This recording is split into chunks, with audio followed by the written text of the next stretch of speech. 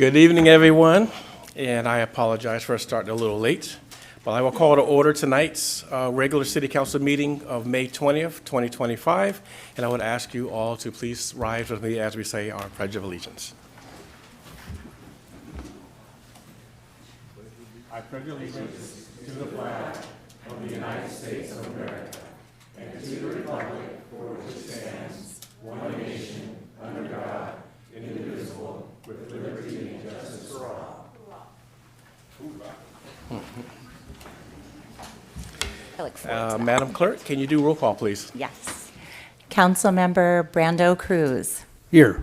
Councilmember Melissa Lamatina. Here. Councilmember David Oro is excused.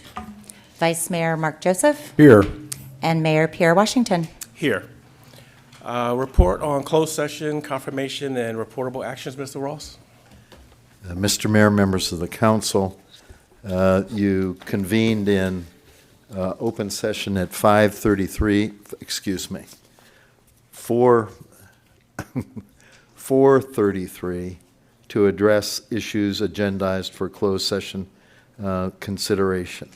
After ascertaining there were no comments, public comments on the matters agendized for closed session consideration, you adjourned to closed session 1 minute later. You concluded closed session at 6:30 p.m. With respect to each of the items agendized for closed session consideration, there will be a written report under the provisions of Government Code Section 54-957.1, and that will include, among other things, notification under Municipal Code Section 2.08 of retention of special counsel by the city attorney. That would conclude the report unless there are questions. Any questions from council? Seeing none, thank you, Mr. Ross. Moving forward to our proclamations and presentations, we have 3 presentations and 4 proclamations, so bear with me as we go through them all. We'll start off with recognizing the Meet Me in the Street event. If I could have representative from Meet Me in the Street go up to the podium as I read the proclamation, and I'll allow you to have statements.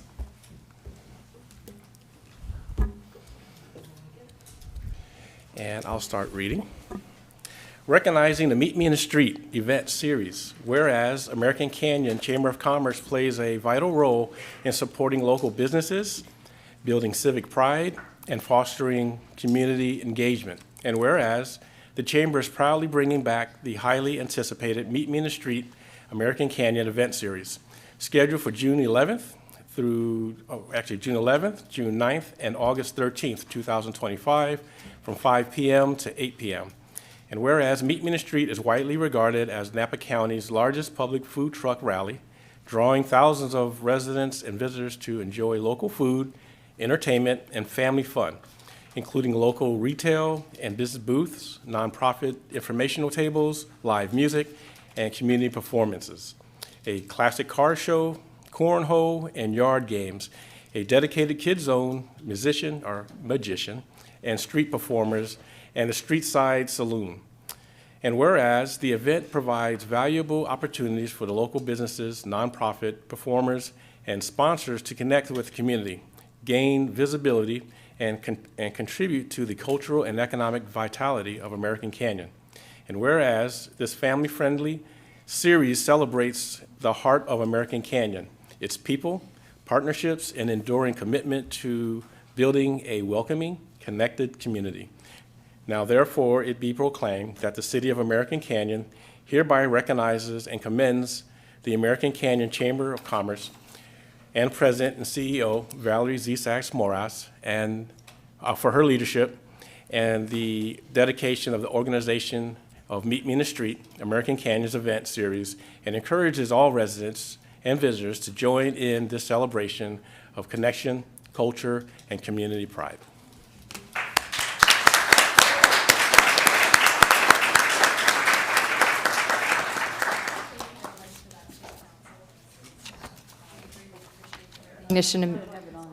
I got it out. I just turned it on. Thank you. What am Thank I you very saying? much, Vice Council Mayor turned it on. and Mayor, for the recognition of Meet Me in the Street. We truly appreciate it. Same for city staff. We know that this is a group effort here in American Canyon and that no one person or organization can make this event successful. So we just appreciate everybody coming together and understanding the importance of value of what Meet Me in the Street brings to American Canyon. So we're extremely grateful for this. And, you know, as it's Small Business Month in May, it's a great opportunity to highlight what small business looks like and how we can be a true support of small business at Meet Me in the Street. Thank you very much for that.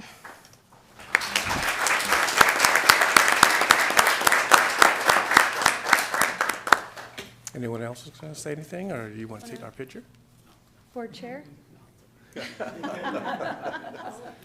He wasn't expecting all these people inside here. So we'll come up and The take organization is ran by many volunteers. These are our board of directors and the staff that supports us here at the chamber. So thank you for all of that. Thank you, Valerie.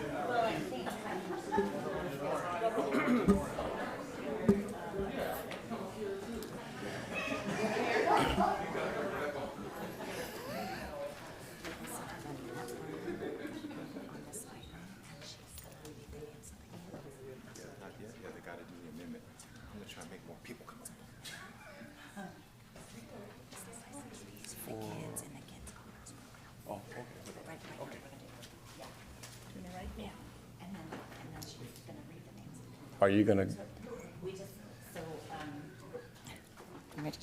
Okay. So we also are, for your consideration, is adopting a minute order to waive business license fees for youth participants in the 2025 American Canyon Chamber of Commerce Kids Commerce Program. I And- would be happy to make that motion. Okay. And do I I get a second. second by Councilmember Cruz? And now that we have a second, can I get a roll call, please?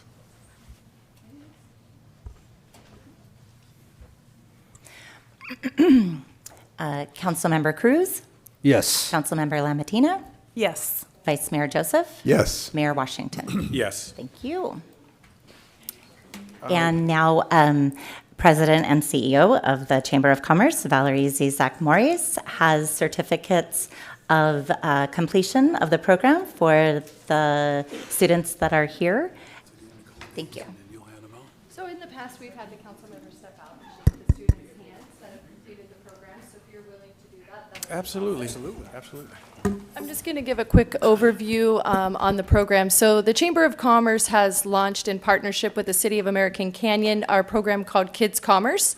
This program was designed for American Canyon youth to get business licenses to be able to participate at the Meet Me in the Street event every summer. So this is our third year doing this. We've completed close to 50 businesses since 2023. We have returning students year over year, and this year we are awarding, I believe, 14? 11 or 12. We don't have the accurate numbers. You'll see them all up here tonight.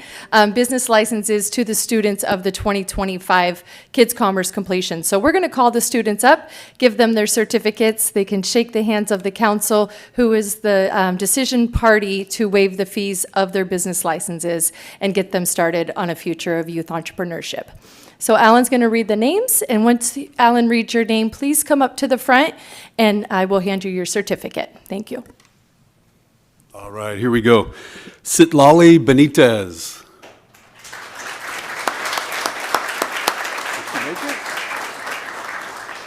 Is she here? Aram Davalos and Alejandra Davalos. They're doing a business together.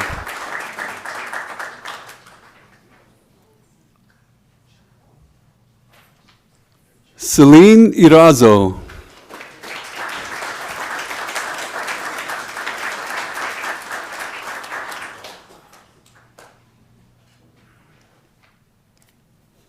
Ariana Goller.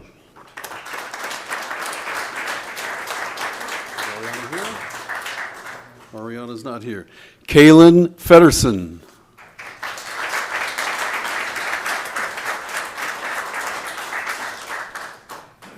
Liliana Flores.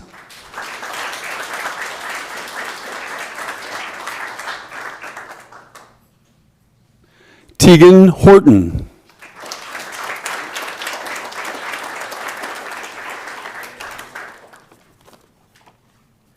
Malia Howell.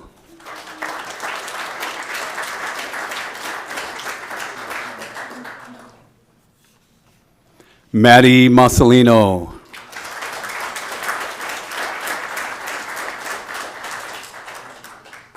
Sofia Pereda.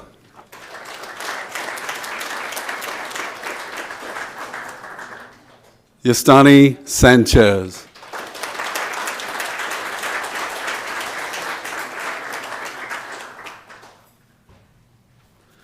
And last but not least, Lauren Vinoya.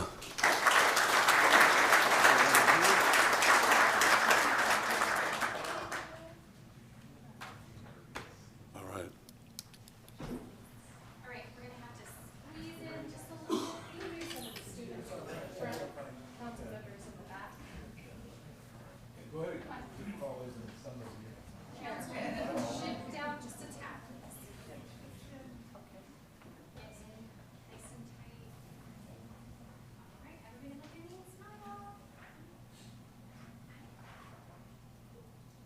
Thank you.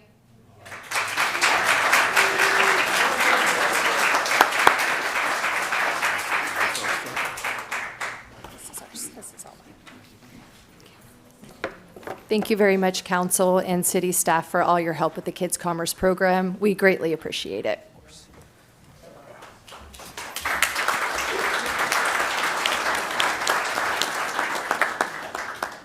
And Mayor, just wanted to let everyone know the action that the council took before this presentation. The council waived the business license fees that we charge for any business that is doing business here in American Canyon, regardless of age. And so we felt like it was a great accommodation that the council would want to make. Those business licenses are an actual thing. It's a piece of paper. It has your name on it, your business and everything. We're sending that to you in the mail. You'll get those in the next couple of days. So keep that with you when you're out selling your wares at Meet Me in the Street. And that's how one of the ways that we legitimize business owners here in American Canyon. So you'll get that in the mail really soon. Thank you. Thank you, Mr. Holly. Thank you. Well, moving on to our next proclamation, which is May 18th through May 24th, 2025, National Public Works Week. So do we have some of our Public Works people coming up to the podium? Don't be shy. Come I on see up. you. There's a lot of you in here.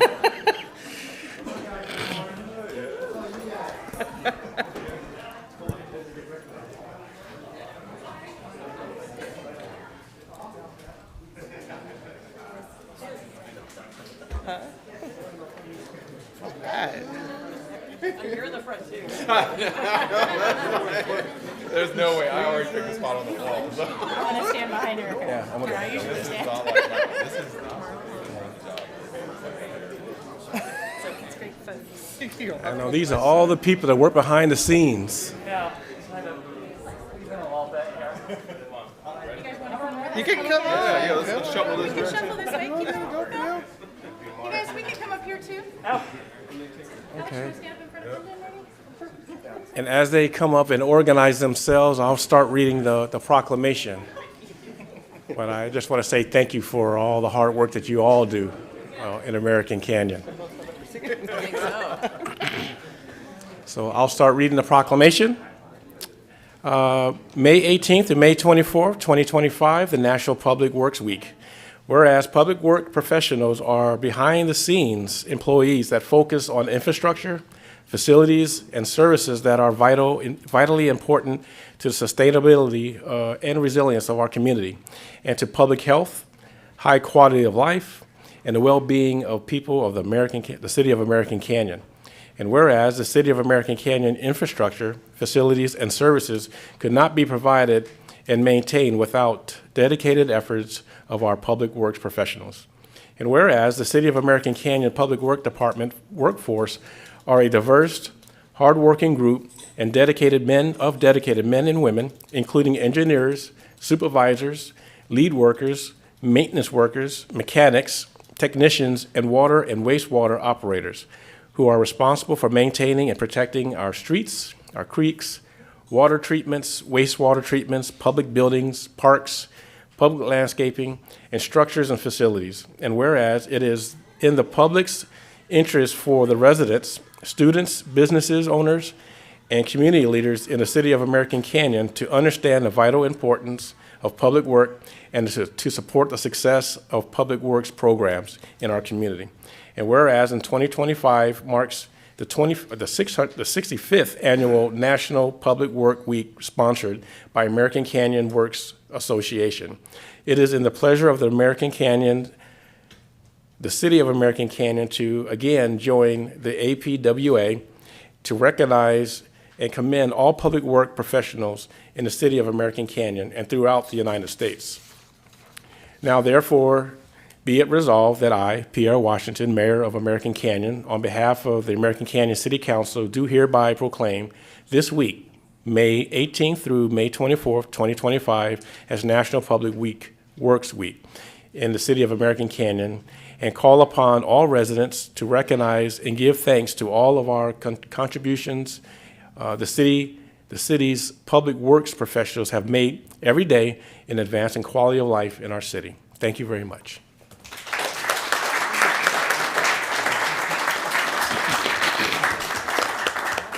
Thank you, Mayor. Thank you, City Council members, American Canyon community, Erica Almond-Smithies, Public Works Director. It's always an honor and privilege to get up here and celebrate the men and women working behind the scenes. They do a lot, and while they're not busy working on our day-to-day work week, our emergencies, they're also working on their certifications, their education, higher education, and being work-life balance with their families. So it wouldn't be possible without our other department support, our city manager, city attorney, and of course the council and community that backs most of the work that we do every day. Sometimes it's a little congested like the work we're doing now, but it's for the better good, like all the construction in Rancho Del Mar and Knightsbridge. But it's amazing. We had our first open house, I think, I know for sure since I've been here, post-COVID, put on by the Water Reclamation Facility and Utilities. It was a good turnout, great tours. And we hope to do more of that in the future. I don't know if my counterpart, Assistant Director Norman Woods, would like to speak anything. I got nothing. That's somebody else. But it's great to celebrate Public Works and what we do for the community and at the greater county level and regional. So Thank you. I got to say, even though you, Norman, don't want to say anything, the last time he made a presentation for us, he definitely gave you guys a lot of props for just being the pillars of what makes this community run so smoothly. So thank you, and I'm saying that on behalf of Norman because I know that's what he wanted to say. Because he's told us that. He's told us that. And so he's always giving you guys your flowers that you need to say that, hey, look, you guys are awesome. So thank you for what you do. So we're going to take a picture up front with you guys. take it back. They know how much I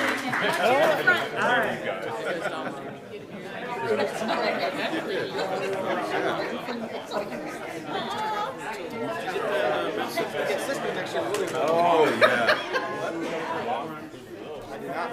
Were you on vacation? We're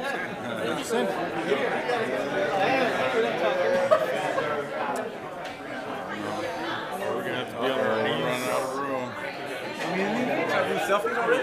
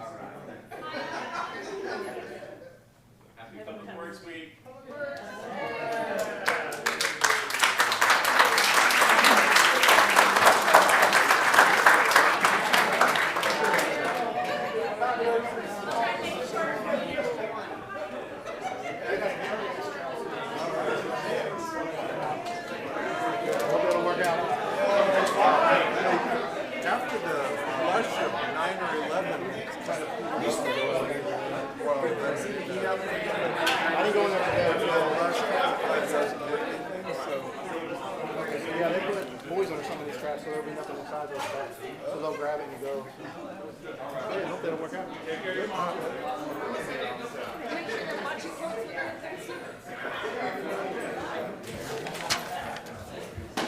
Right, look at you doing it. I know.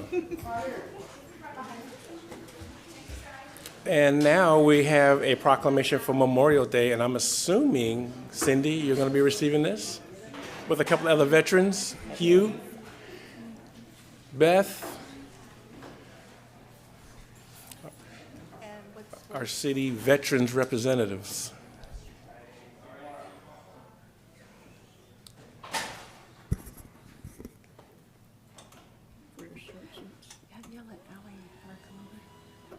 I thought I wore tall enough heels. Okay, I'll be reading the proclamation for May 26th as Memorial Day. Whereas Memorial Day, we pause as a united community to solemnly honor and remember the brave men and women of the United States Armed Forces who made the ultimate sacrifice in service to our nation, the defense for liberty around the globe. And whereas the legacy of our fallen heroes lives on not only in our nation's history, but the everyday freedom we cherish. A powerful reminder that the burden of liberty is carried by the few who, so that we may be able to enjoy by many. As we gather to reflect, we also reaffirm our shared values of patriotism, courage, selflessness, and commitment, virtue embodies by those who have wore the uniform and gave their lives in service.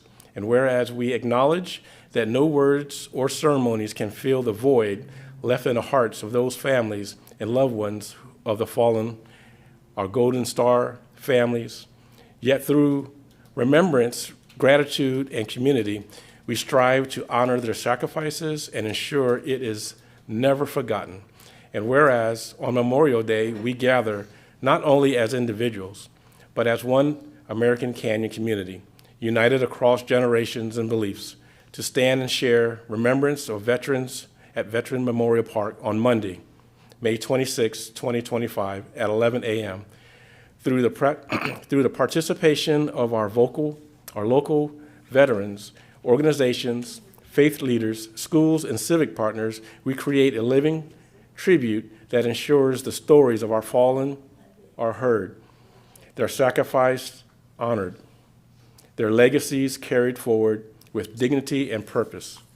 And now, therefore, be it resolved that I, Pierre Washington, Mayor of the City of American Canyon, on behalf of the City Council, do proclaim Monday, May 26, 2025, as Memorial Day in American Canyon, a day to reflect, remember, and honor the courageous men and women who gave their lives in service to our country, and to recognize the strength and sacrifices of their families who carry their memories forward.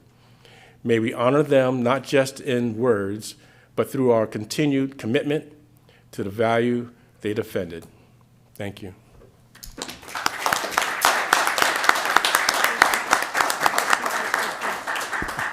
Thank you, Mayor. Appreciate it. Thank you. Yes, just a thank you again for always remembering all of our fallen soldiers. It's great that our city does that, and I appreciate it because I had an uncle who was killed, and I was able to just last week go to where he was actually buried, and it was an honor to be able to see him. So thank you for remembering our fallen and in Veterans Day when we honor us veterans. Thank you. Thank you, Beth. Just wanted to say a couple things. One is the old saying, we come a long ways. I remember I've been doing this since 2003, 2002, somewhere around there, when our local VFW 11099 used to do it. I remember they used to go in the old city hall, pull out their own chairs, set it up, do their ceremony, bring the chairs in, and then have cake, and they serve the cake. And we're like, we can't have them serving us. They served us once. We need to serve them, and here we are. So we've done good. Everybody's done good. It's a community, council, city effort, so I thank you guys for that. I know it is meaningful. I know you guys know me as being a mom of a military son that's done 2 tours over in Iraq and Afghanistan. I'm also a daughter of a Korean War veteran who was 95. He served, him and his 10 brothers all served in the war. And I'm very blessed they all come back. Each year that we've been doing this one over at the Veterans Park, he comes out every year and places a flag in 9 of his brothers' memory. There's 2 brothers left, my father, who's 95, like I said, and his brother, who's 97. So I'm hoping the longevity, I get to inherit that. I also have a mother who had 2 brothers. Both of them served in the Green Berets. One of them in 1957 served, he re-enlisted back into the Army. And in Nevada, I don't know if you guys heard of the Yucca Flats. Him and 1,100 soldiers was ordered to go and sit in formation while they started the nuclear bomb. At that time, I remember the stories as a kid that when that went off, they had to sit down, put their knees up, put his hands over their eyes, and they could see the bones in their hands. Unfortunately, he had passed because of cancer, because of that bomb. And he ended up fighting. He was able to get benefits for the other soldiers who facilitated that. So this means so much to so many people, and it reaches in all different aspects. So thank you. Thank you, Cindy. And I'd like to add that the 3 of you have been instrumental over the years for Memorial Day. And if you haven't been to one of the Memorial Day ceremonies that we have at Veterans Park, you need to come. Because just like Cindy shared there, everybody gets an opportunity to kind of tell their story of a loved one that defended our country and gave us the right to our freedom, which is really, really important. And it's a very nice honor. I think one year you even had a couple of flybys going over, which was really emotional as well. Me being a veteran as well, I know Councilmember Cruz is a veteran, and also it's really meaningful when you serve in your country. You serve your country and your community supports you for knowing that what you've done has allowed them to be free. So thank you for what you guys do.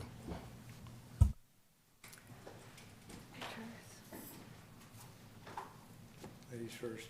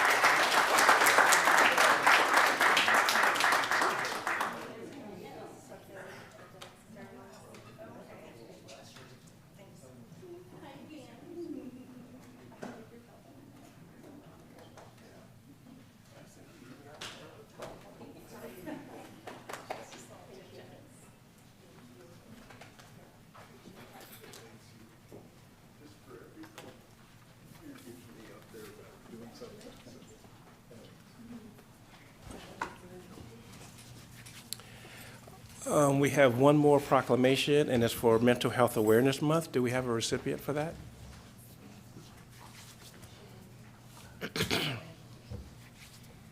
By yourself? By myself. By yourself, okay, okay. Last but not least. I know, that's right. And this is a very important topic.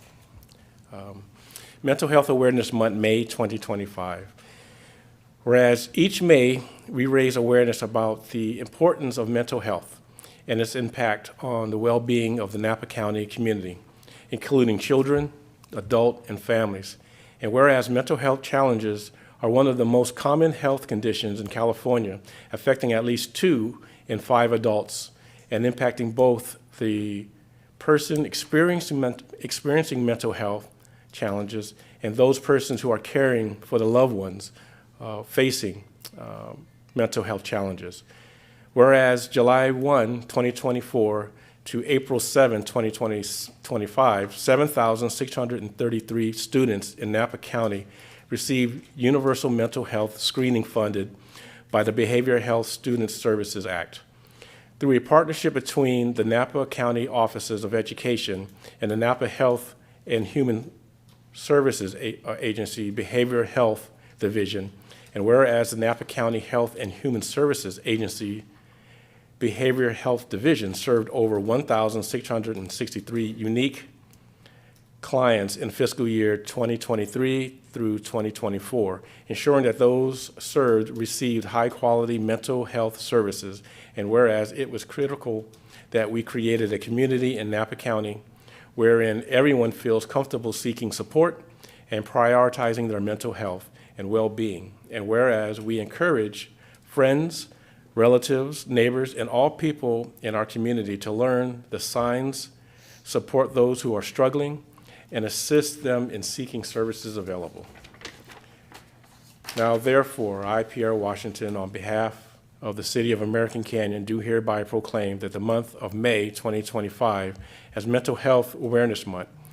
We all call upon our members of the community, private businesses, nonprofit groups, clubs, and associations to be allies for the individuals with mental illness and to take action to strengthen the mental health of our community.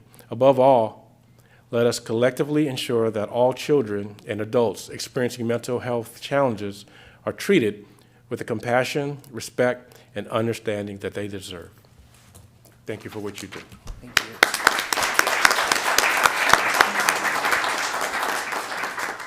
Honorable Mayor Washington and City Council members, thank you for recognizing May as Mental Health Awareness Month. My name is Nathan Hobbs. I am the Assistant Deputy Director with Napa County Health and Human Services Behavioral Health Division. It's an honor to be here today. I just stand before you in gratitude for your support for this month. We thank you especially for your support for those who are seeking mental health services or in need of mental health services in our community. I also want to thank you on behalf of our staff, counselors, clinicians who provide much of that support to our community members, who provide hope and healing and recovery for long-term wellness. Napa County Health and Human Services, together with the Board of Supervisors and cities across the county, foster a mission to serve our community and to support health and well-being.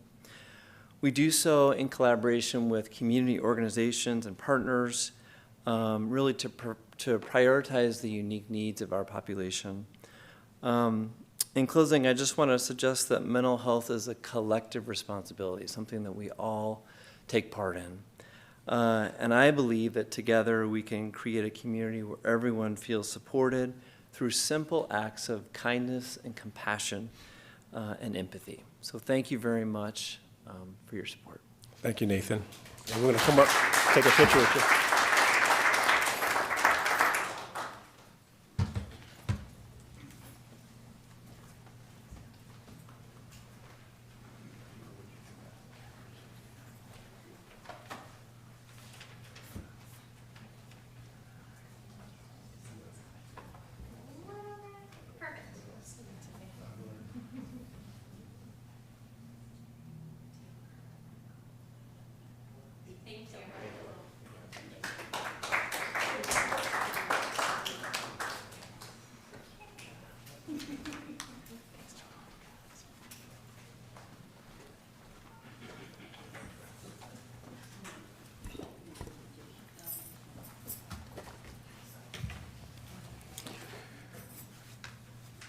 Moving on to item number 7,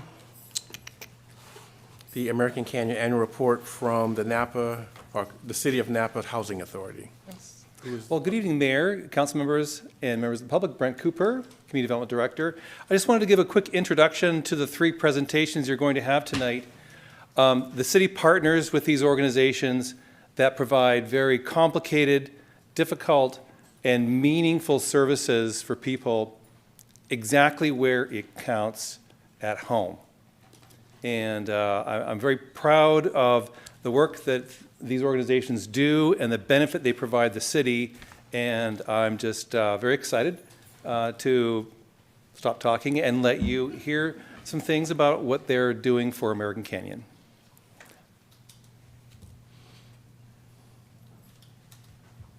Good evening, Mayor Washington and council members. John Sakamoto with the Housing Authority of the City of Napa. And I'm here to give you a brief overview of the housing services that we've been completing under the contract. So the City of American Canyon contracts annually with the Housing Authority to provide a variety of different housing services. Services provided to American Canyon include technical assistance related to a variety of housing functions, including assistance with affordable housing development, funding sources, opportunities, monitoring of the affordable housing projects, and rental assistance throughout the city. Additionally, the Housing Authority is contracted to administer the city's home program, CDBG, Cal Home, and Begin grants. One of the main functions of the Housing Authority is to administer the rental assistance programs countywide, including the City of American Canyon. The largest program in the Housing Authority administers is the Section 8 Housing Choice Voucher Program. Annually, HUD awards the Housing Authority grant funds to provide rental assistance to very low and low-income households. These grant funds are used to issue vouchers to households to assist them with paying their rent on market rate units. There are currently 147 households in American Canyon receiving rental assistance. This represents an increase of 6% since the last fiscal year. So there are also 55 American Canyon households remaining on our waiting list, and they're awaiting assistance as we can make it available. There are also 34 project-based vouchers for Valley View Senior Apartments, and 8 of those project-based vouchers are also in Napa Cove. So there are also 17 VASH vouchers for chronically homeless veterans. VASH is Veterans Affairs Supportive Housing, and they assist chronically homeless veterans. So.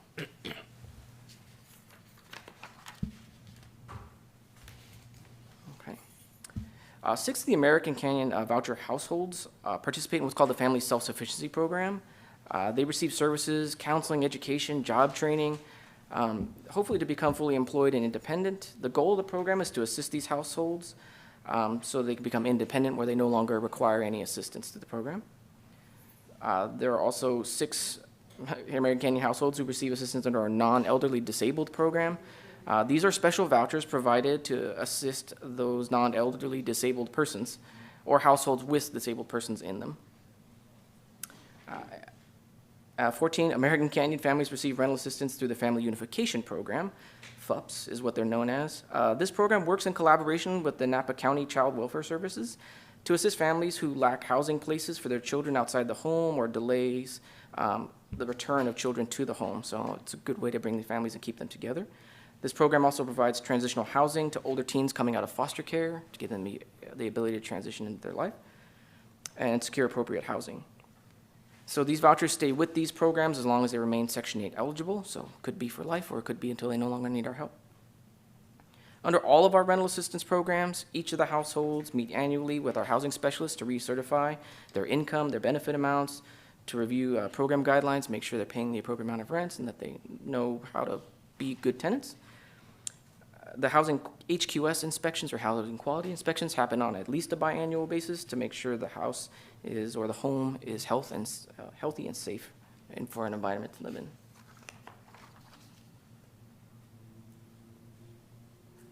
The other area, countywide activities for the Housing Authority to represent the city are in homeless services and projects. Housing staff represents the City of American Canyon at monthly continuum of care meetings, where local nonprofits, housing service agencies, county health, and health and human services gather to discuss strategies to develop programs to end homelessness countywide. Annually, the Continuum of Care as an organization applies for HUD grants to fund housing services and case management and rental assistance. This past year, HUD renewed the grants to the total amount of $930,000, about a $44,000 increase over the previous year, which we were very thankful of. And the next area would be the housing services-based contract. So one of the base services we provide is affordable housing, is regulatory agreement monitoring for the for sale affordable housing projects. So we are verifying that the below market rate units that were sold, they remain owner occupied, that they are insured, and that property taxes are current. For the annual rental monitoring, so we're looking at the apartment complexes to make sure that they are in compliance with the affordable housing regulatory agreement, that they're doing their tenant income certifications properly, that the affordable unit count is correct, and that they're in compliance with the City of American Canyon's local preference policies. And we'll also provide technical assistance to these projects if they need help with new property managers and bringing people up to speed as to how to operate these housing units.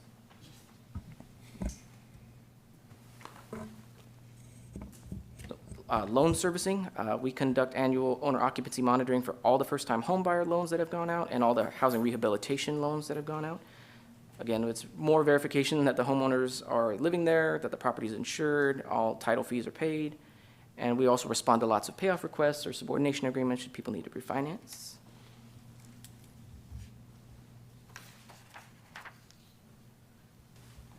Okay, additionally, in 2019, the City of American Canyon was awarded a $1 million grant to continue down payment assistance programs and homeowner occupant repair programs.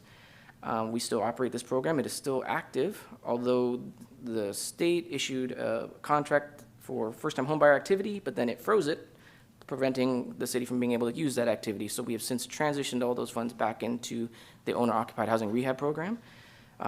In the past year, we've completed 6 projects, accounting for roughly $350,000 with repairs made to homes in the community. And we have currently another 6 approved, ready for bid, ready to be completed in this next fiscal year, which should close out the grant, fully spending everything we had the opportunity to access. And we also were in Meet in the Streets. It was a great event to be able to participate, so we appreciate that invitation, and we'll be here again to provide more information for affordable housing, how the programs work, be available to residents if they have any questions. And lastly, our housing manager and myself are always available to provide any technical assistance housing related for the city's needs throughout the year. And thank you for your time. If you have any questions, I'd be happy to do my best to answer them tonight. And you'll be at Meet Me in the Street to answer questions there as well. Always, yes. Very nice. Yes. Any questions from council? Yeah. So, I couldn't resist, yeah. One of our latest apartment projects is Lemus Point. And I'm wondering, what was your involvement in leasing it out or managing it? Is it part of the city's inventory, or is there, how does that work? Yeah, all those affordable units are part of your affordable housing inventory. We don't manage it. It is property managed privately, but we will be overseeing it. This will be the first year where they're going to do their compliance monitoring for all the units. So we're going to go in, analyze all their data, look and make sure everything's appropriate, see how they did everything this year, and then course correct if they made any mistakes and put them on the right track. Okay, great. Thank you. Absolutely. Thank you. I think, Mr. Cooper, we have one for Fair Housing, Napa Valley as well. Thank you.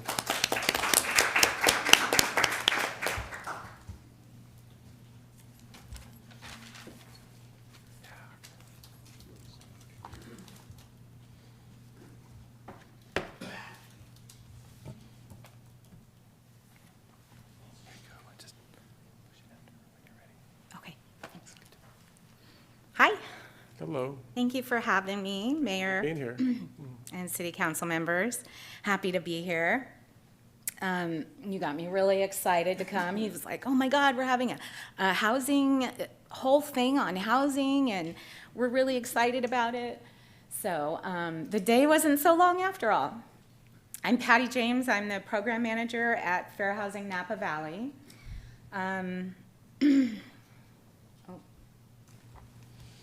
That was okay, right? That I did the arrow one. Okay. So our services are offered in the whole county of Napa and the city of Vallejo. Our programs are fair housing, tenant landlord, and some mobile home park related issues. So when we get a call from a tenant or a landlord, we really go through a similar process.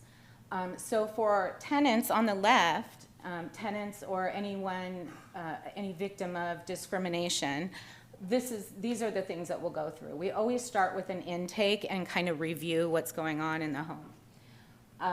And then for landlords, property managers, owners, homeowners, it's the same thing. We start with the intake, collect some information, and then usually start off with rights and responsibilities, and then kind of go from there. It really depends on what the call is, as far as what we'll do next, but we have, we can do testing, which is kind of like a secret shopper. We can get witness statements. We can send out surveys, administer, or prepare an administrative complaint to HUD, and then do complaint monitoring. So for all of the protected classes in the Fair Housing Act, probably disabilities is our most common discrimination call. And two of the things we can do for someone with disabilities is write a reasonable accommodation or a modification. So the accommodation is just a change in rules, and then the modification is a change to the property, like a grab bar or removing a threshold from a tub. And the accommodation, which is our most common, is a change in the rules, and emotional support and service animals are the most common change to rules that we get.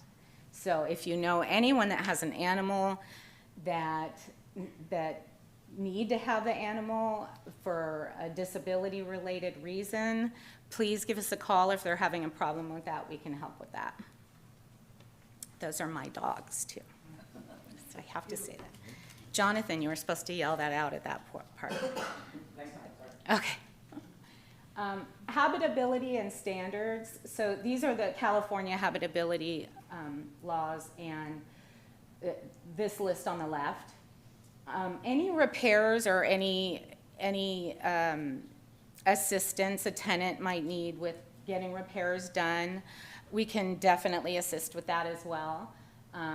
Again, depending on what it is, if it's one of these habitability rules here, then those are pretty important and they get fixed pretty quickly. But we can just help in general with communication and getting things in writing and putting in requests. So for the City of American Canyon, in the past year, we've done 55 intakes with families here in American Canyon. 26 of the 55 households included at least one family with a disability, or family member, sorry, with a disability. 41 of the 55 families were classified as extremely low income, and 39% of the families served were limited English-speaking Latinx households. So Fair Housing will continue to provide counseling, mediation, displacement prevention guidance, and referral service to both landlords and tenants. In addition to these core services, Fair Housing has maintained a strong presence in the community by offering trainings and participating in resource events and back-to-school nights. In recent years, this is a more recent project, we built a trusting relationship with the Latinx Spanish-speaking population in American Canyon, and this growing trust has created opportunities for us to engage with entire housing complexes to collaboratively address housing issues and support residents more effectively. And that was a big undertaking. There's no rule book on how you engage a community and get them to trust you. So it took a lot of fails, but we stuck with it, and we have a really good relationship now. So I'm super proud of that. So contacting us, you can do it two ways. Submit a website inquiry, or three, sorry. We can submit a website inquiry. If this is probably right now the best way to contact us when we get kind of a flux of getting really busy during certain times of the year. It's best to contact us through our website, because we can kind of streamline and figure out what, like, what's the most urgent issue, and that would probably be displacement. Calling us, you're welcome to call and make appointments also. We work by appointment, so walk in, you can come by the office anytime, Monday through Thursday, 9 to 4. Walk-ins are welcome. We do recommend that you try to send something in, though, to make an appointment. And again, I'm Patty James. Do you guys have any questions for me? Thank you, Patty. Any questions from the council? Seeing none, thank you for your presentation, Patty. Thank We you. appreciate you. Thank you very much. Going on to item number 9, presentation Napa Sonoma ADU annual report.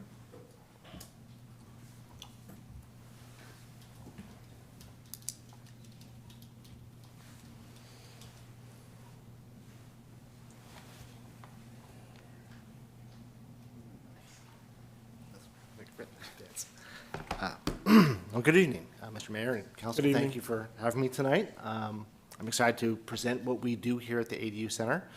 I'm Scott Johnson, I'm the director. And we've been working in Napa County for the last 5 years with homeowners in American Canyon and Sonoma County, and now also Marin. And it's sometimes hard to explain exactly what we do, so I'm hoping to get that chance tonight. The shortest answer I can give is that we're a nonprofit that helps homeowners better understand the issues around creating and operating an ADU, a granny unit, a backyard cottage, a second rental.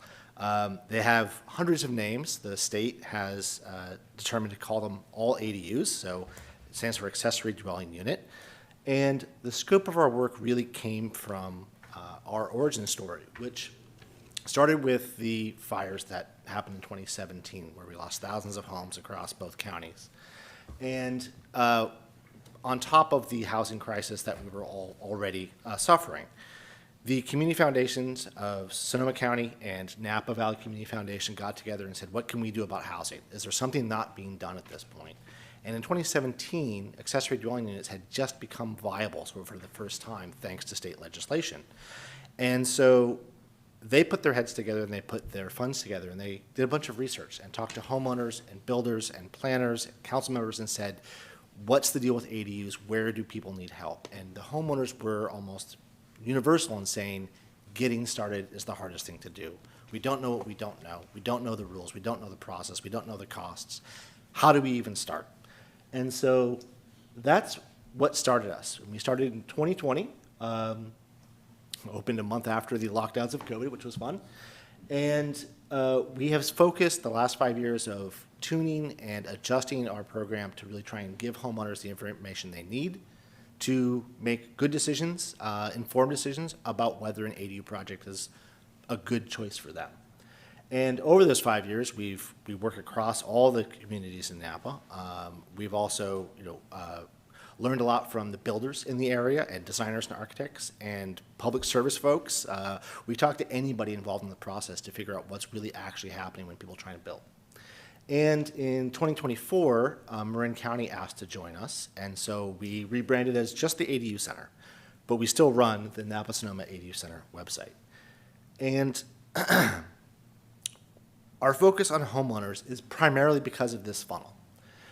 These are the 7 stages, 9 stages of ADU mental process. People have heard about ADUs maybe, they like the idea of it, they can see how it would help for them, and they kind of get stuck at the thinking about it because there's so much information, some of it's pretty technical, and there's a whole lots of processes and rules that people have never had to deal with before, and they kind of get stuck there. They can get stuck there for years. And if they work through that, and they get to the point where they want to build, and they start to think about what their ADU is going to be, they really engage with the process and start spending lots of money on architects and designers and permits and construction, and that gets them through construction and move in. And at the ADU Center, we focus on those middle 3, for the folks who are thinking about it, for the folks who want to build but don't really know where to start, or the folks who've decided they're going to build but want to make sure that their plan makes sense. Because we feel that's where we can do the most good, particularly when people haven't spent any of their own money yet. We can help them make, ideally, Better Choices. Because homeowners are not developers. Many jurisdictions, many cities, American Canyon included, are hoping for ADUs. They're a great source of affordable housing. They don't put a lot of strain on city infrastructure. They create housing resiliency. There's multi-generational families that come together with better outcomes for everybody involved. I could go on for 3 hours about the benefits of an ADU, but I'm going to spare you that to show that homeowners aren't developers, and we're relying on them to put up the money, to take the risk, to learn the process to get to a point where they have an ADU. And so their experience is beyond just interacting with the city, just getting a permit. They have financing and design and operation, how to be a landlord. Napa Fair Housing has helped teach us how to talk about that as well. And so we focus on trying to remove those informational barriers. We address the whole process, from thinking about it through operation. We try and show the through line of what people need to do and what to expect and who to talk to next. I'll often refer to myself as a talking signpost when I'm having a consultation with a homeowner. Say, okay, here's who you're going to want to talk to next. Here are the questions that you're going to need to ask. And we try and translate local ordinances, state law, building code occasionally into plain language that is easy to understand and easy to apply to your own project. And we are constantly in contact with people at the state level and across the West Coast at this point to see what's happening in ADUs, to see where there are better ways of doing things, and to help provide best practices back to our partner cities. So our work really falls into kind of two main areas: tools and technical assistance for homeowners, which are all free for the homeowner. And then we've learned that we can help provide technical assistance to the jurisdictions as well. For the homeowners, we have on our website, we have a downloadable workbook. You can read it as a PDF or you can print it out. We have an online interactive ADU calculator where you can put in your own information about what kind of project you might want to build and get a sense of what those costs are. We have local ADU rules for American Canyon written in a little easier to understand English than what you'd find in the ordinance. We have an address lookup tool to see what you could build on your property given your zoning and the city that you're in, as well as stories and floor plans from people who've been before you, Napa and Sonoma counties, who've built ADUs. We've done a number of webinars on 29 different topics about ADU development, whether that's financing or operation or picking a contractor or design tips. But the crown jewel of our programs is our feasibility consultations, which I'll talk about in a little more depth in the future. This is the cover of our workbook. It's 105 pages of exercises and information to help you work through the process of thinking, this might be a good idea, to what can I actually build? And again, all free. This is a screenshot of our ADU calculator showing you can really model out different options for your goals and get the financial kind of readout of what it might cost, what your permits might be, what your potential rent might be, and then give you a sense of what might make sense for your particular financial situation. But our feasibility consultations, as I said, is really the crown jewel where homeowners can sign up via our website, and we'll do a little bit of research on their address. What's their zoning? What city are they in? And then we'll spend an hour with them in a virtual meeting, answering their questions, talking about what their goals are, what their budget is, where they are in the process, how familiar they are with the process. In early 2020, we were spending a lot of time saying, okay, ADU is a cottage in the backyard. And in 2025, we're often saying, okay, well, now your sewer line is on this alignment, and you're going to talk to the public works director here. People have gotten more sophisticated, and there's more information out there now. So we have adapted to what people come to us with. And so at any level, from what's an ADU to, what are the engineering documents that I need, we try and adapt to how that homeowner comes to us. At the end of the whole process, we have a 30-page written report that goes out to that homeowner about their ideal project, about their property, so that they can, 6 months later, when they've thought about it some more, can go, oh, what did that guy from the ADU Center say about that thing? They'll have a written report that tells them. And again, all these services are free. But if I was going to give one thing to everybody considering an ADU, and honestly, also anyone in the planning world and the jurisdictions looking at the ADU process, this is what, probably the one thing that I would give. This is what we call our process map. This is the 10 steps that homeowners go through in thinking about, developing, understanding, talking about to professionals what their ADU project would be. And so when people say, how do I get started, what do I do? This is the shortest version that I can hand out to them. And we have it on our website, and it's also part of our report. But it takes you through learning what the rules are, sketching your own plan out on a piece of paper, talking to professionals, talk to a planner, all the way through actual construction and use of that ADU. But as I said earlier, that's the homeowner side. We also have learned to develop a jurisdictional side because we live in ADUs all day long, every day. City staff, decision makers, they don't. They've got a million other things they have to think about, sometimes much more important things to think about. But ADU rules and ADU application of those laws are always changing. The state is adding more laws every year. There are best practices coming down from the state on ADU ordinances and law. And we're seeing changes in the marketplace. And so we often provide technical assistance to the city in saying, here are these new things that are coming, here are the best ways to implement them, here are the ripple effects to your building department or public works or your planning department, here is the things you probably shouldn't say because of what the law has said, and try and get them, and we're really lucky in the North Bay that all the communities we work with have been very pro-ADU, they're pro-housing, they want to find ways to find affordable housing. So they want to do good at this. So we're helping people who want to be helped at the city level, which is really nice. But we help with ADU program development. We have a housing and community development guidance database of all the guidance letters HCD has put out to the cities about ADUs across the state, so we can quickly refer to an issue and provide justification for what best practice might be. And we helped create a pre-approved ADU plan program in 2021 that has since become the model for the new state law that went through last year. And so our impact, I always call this one by the numbers. We provide regional assistance across now 3 counties, but our home honestly is Napa. We've provided 813 consultations to homeowners. We've done 29 different webinars. We've had over 1,400 different inquiries via phone and email about ADU projects, but not technically full consultations. And we're really happy to see that 74% of the people who come through our programs are moving forward with their project. Not sitting on it, not waiting anymore, but actually moving forward. But I'm also equally proud of the 25.5% that decided not to move forward with their project because ADUs can be very expensive. There's a lot of risk involved. And if someone can come to us and look at their project and go, maybe that's not for me, maybe not right now, they haven't spent $10,000 to find out that they shouldn't do it at this point. They've found that information out for free and they've saved that money. And maybe they will come back to the table in a few years. As I said, our pre-approved gallery program that we developed with active cooperation with the City of American Canyon, that became the law for what became state law. We're very honored to win a California APA award for our programs at the state level. And we also worked with Napa County on their forgivable ADU loan program where homeowners who want to build an ADU can receive up to $100,000.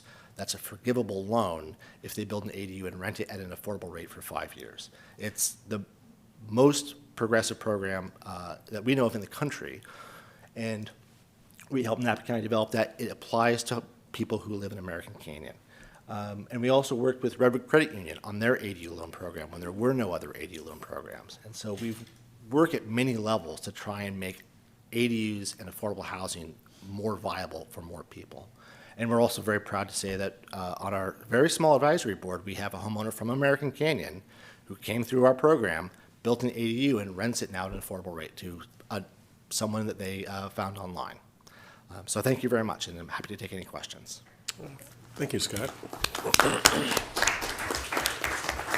Any questions from council? Vice Mayor?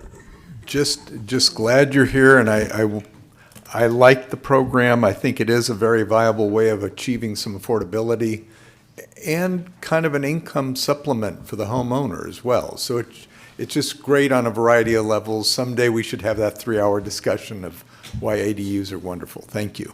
Thank you. Yeah, and Scott, on that same rhythm, I've been approached by several residents asking the process, and I've reached out to the city manager and have gotten some answers for it. So there is an interest, so Yeah. I'm glad you're here for that. Send them to us, napasonomaedu.org. We were happy to answer any questions. Councilmember Lamatina? Yes, I just want to say thank you. I'm one of those, thinking about it forever, and I met you a while ago, and on my day job as a social worker, I've met some people that are living in ADUs, and they are so very thankful that they have a place to live. So thank you. Thank you. No other questions, but thank you for your presentation. Thank you very much. Thank you, Scott. Oh. I guess we could open it up for public questions.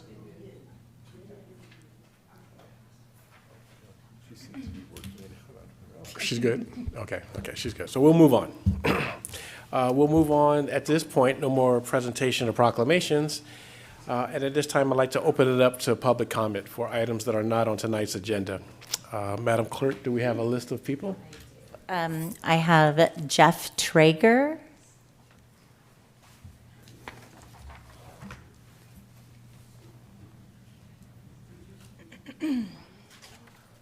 This is a surprise because I wasn't expecting this. I'm here in behalf of Brenda here.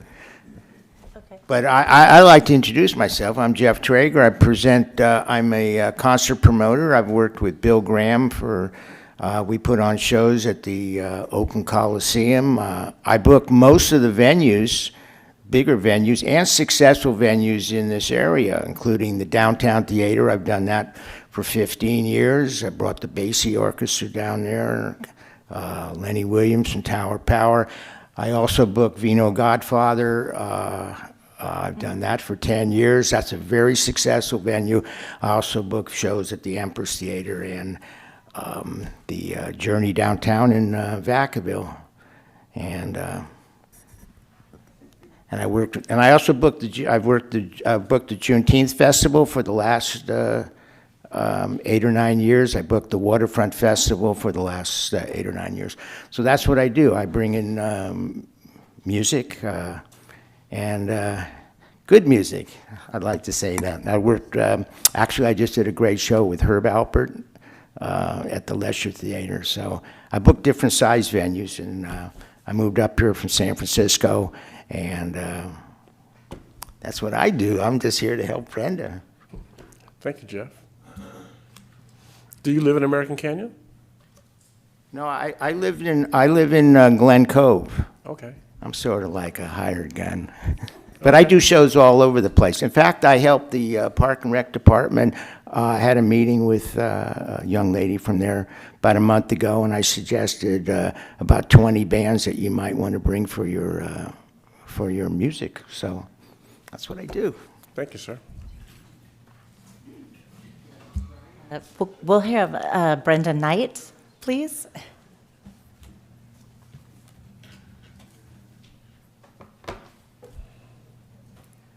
Good evening, Council.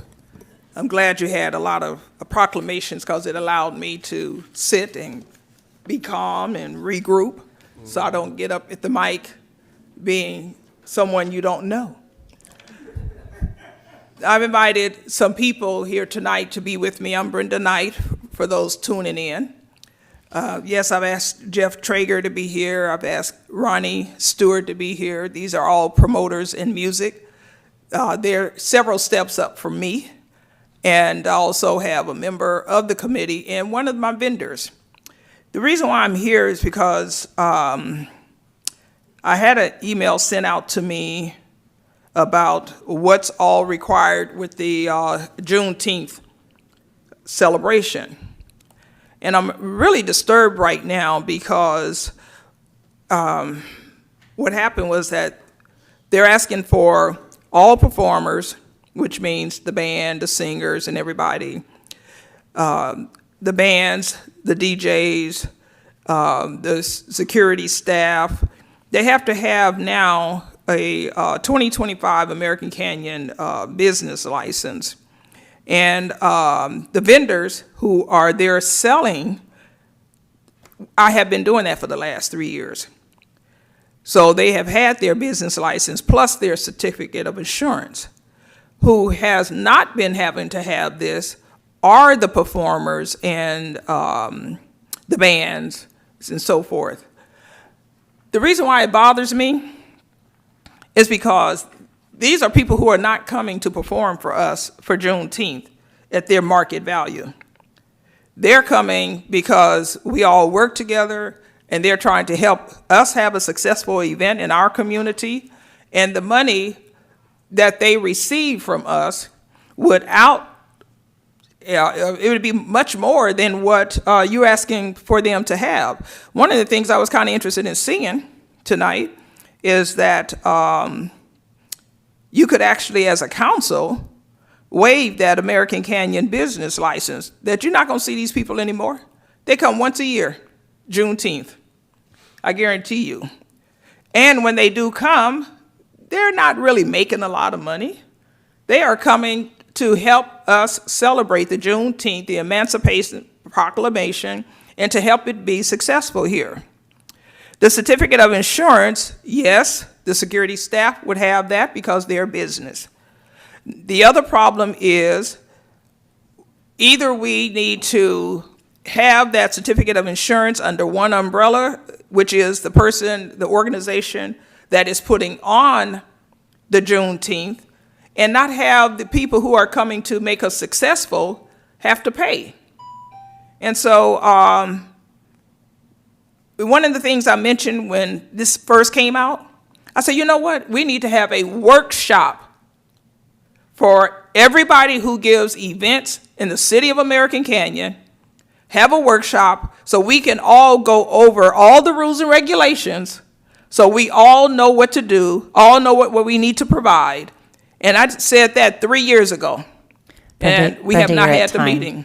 Okay, I can get somebody time. Did you guys put in cards? No? Okay, well, you should have. So anyway, I'm going to take their time.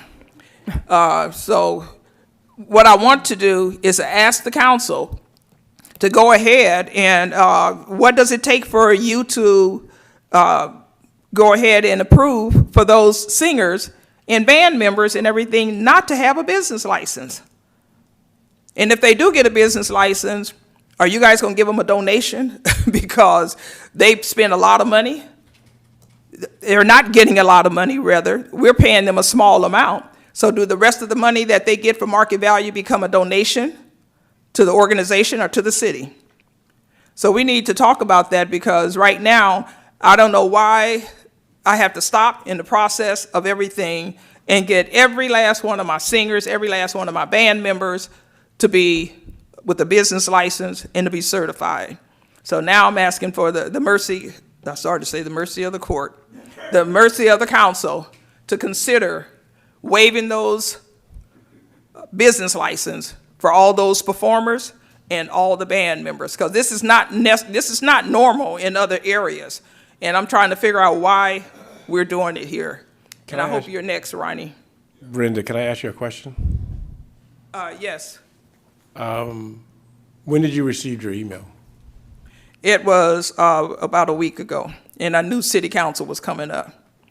And you know what? In that special event process application, there's nothing mentioned in there that the band has to have a business license. There's nothing in there about that at all. And I did let the person know that it's not in there. I read everything. Okay, and when you got the letter, is it different than what you did the last 3 years? No, it is not. So it's been the same last 3 years? For the last 3 years that I've been doing the Juneteenth, I'm doing the exact same thing. I have never provided a business license to my performers. Not to the entertainers, not to the singers. No, I never did that. In fact, I've been doing music here in American Canyon since 2005, I think, when I was over on the flip side of the park doing music in the park. I didn't do business license at that time. So for me to be doing the exact same thing, the exact same way, and then all of a sudden, up jumped the devil. For me to have to come up with business license and the certificate of insurance. And so I do get the certificate insurance and the business license for all the vendors who are out there selling, because I know they have to have that. But this is new for me when it says performers, bands, and the DJs. Okay, this is a little bit off script of what we're doing. I want to give Councilmember Cruz an opportunity to ask you a question as well. I know that you are 4 weeks Yes. prior to the event occurring, correct? Yes. Okay, so I want to kind of give the city manager an opportunity to kind of address it as well, since you brought it up in this forum. Mr. Holly, do you have anything that you could probably add, or would you like to hear? Sure, I'm happy to, although I don't know if you were going to have Yes. Councilmember Cruz. Brenda, thank you for bringing that to our attention. And that was a question I was going to ask with our city manager, if that was is that the process that we do? It does seem unfair that we ever noticed that her performers and band and so forth must have a business license to perform in this, like 3 weeks from now, 4 weeks, whatever the case may be. But if we can clarify that rule. Sure. Happy to. First, it's the first I'm hearing of any of this, so learned about it about an hour ago. So going from memory a little bit here, a little bit of backstory, a little bit of explanation. I think it would be helpful. So California Department of Taxation and Finance, Franchise Tax Boards are two state agencies charged with collecting revenue for the state, California. CTFA is worried about sales tax. Franchise Tax Board is concerned about income tax. And so what those two state agencies require of cities is to keep track of who is doing business in your municipal limits. And so that's a mandate that we have. And the way that we do that is by issuing business licenses. You can think of it kind of akin to a building permit. When you go to your home, you're going to change your home, you get in this case, a building permit from the city, but it's a similar kind of thing. You get a business license from the city. And so the city council has adopted a fee program to reimburse its costs for that licensing program. So we charge a small fee for the issuance of that license. It also involves us with confirming, in some instances, confirming zoning code and appropriate uses there. In some instances, like you saw earlier tonight, the city council actually has the authority to waive the business license. So we had some youth go through a program with the Chamber of Commerce, and the city council took the action to waive those licenses. So the city council took action to waive the fee associated with the license, but still issued the license itself. And so our process hasn't changed. Just like in the building code world, there are people that go and do home improvements, never needed they had improvements or whatever. A building permit was still required. We still have people who do business here that would still need a business license and may not know it. So we haven't changed our processes. Our forms have changed a little bit over time, and as we improve our forms and our processes, that's where things start to come to light. But in general, yes, folks who are coming to American Canyon for a commercial purpose are issued a business license, and we turn around and report that information to the state. So that's kind of the role that we play in this. As far as addressing this particular issue, like I said, I learned about it about an hour ago, so not fully up to speed on the details of that. If the council later on tonight wanted to add a future agenda item, it's within your authority to do that. This issue of business licenses for a variety of vendors and special events and different things has come up over the years in a variety of areas. It's probably a bigger conversation that we need to be looking at if the council's interested around policies around business licenses for special events, for performers, for food trucks is another one. So that's, of course, not going to happen at the next meeting. That would be more of a policy thing down the road. But the council, at the end of this session tonight, when we talk about future agenda items, if the council wanted to add a fee waiver item, we could put that on the next meeting. It would be within the council's discretion to ask me to do that. Yeah, thank you, Mr. Holly. And I appreciate Mr. Holly, the reason I'm here is because Excuse if me, I Jeff, had to ask Jeff, all my... Jeff. I'm sorry. Give me a minute. Oh, okay. Thank you for that explanation, and I appreciate you letting me know that you only learned about this just an hour ago. It will be added to the future agenda, so you know, Brenda, that at the end, I will personally make sure that I put that on there. We do have a city council meeting on the 1st of June, which still gives us and allows us enough time to make some type of waiver, if that's what the council decides to do. So you have my assurance that I will put that on the agenda for us to discuss. Vice Mayor Joseph, you have something to ask? Yes, and full disclosure, as the president of the American Canyon Arts Foundation, we are the financial sponsor for Juneteenth.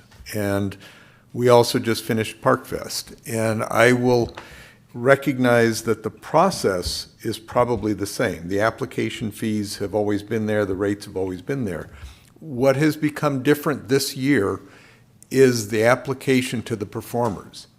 And I agree with Brenda that the vendors, they're selling stuff, so they should be getting their well, the insurance is always important, but a business license makes sense. It's the performers that get into a gray area, and particularly considering American Canyon Arts Foundation has been doing performances for years, and never once have we ever looked at business licenses. So it's the application of the process to this particular group that is new. And, you know, I think it's a gray area. Park Fest had that problem. At the last minute, we were able to work with the vendor, with the performers, and we worked something out. So again, I have a dog in this hunt, as the saying goes, so I freely acknowledge that. But I too is going to bring up the idea that we seem to have a lot of applications and fees and processes that seem to be counterproductive.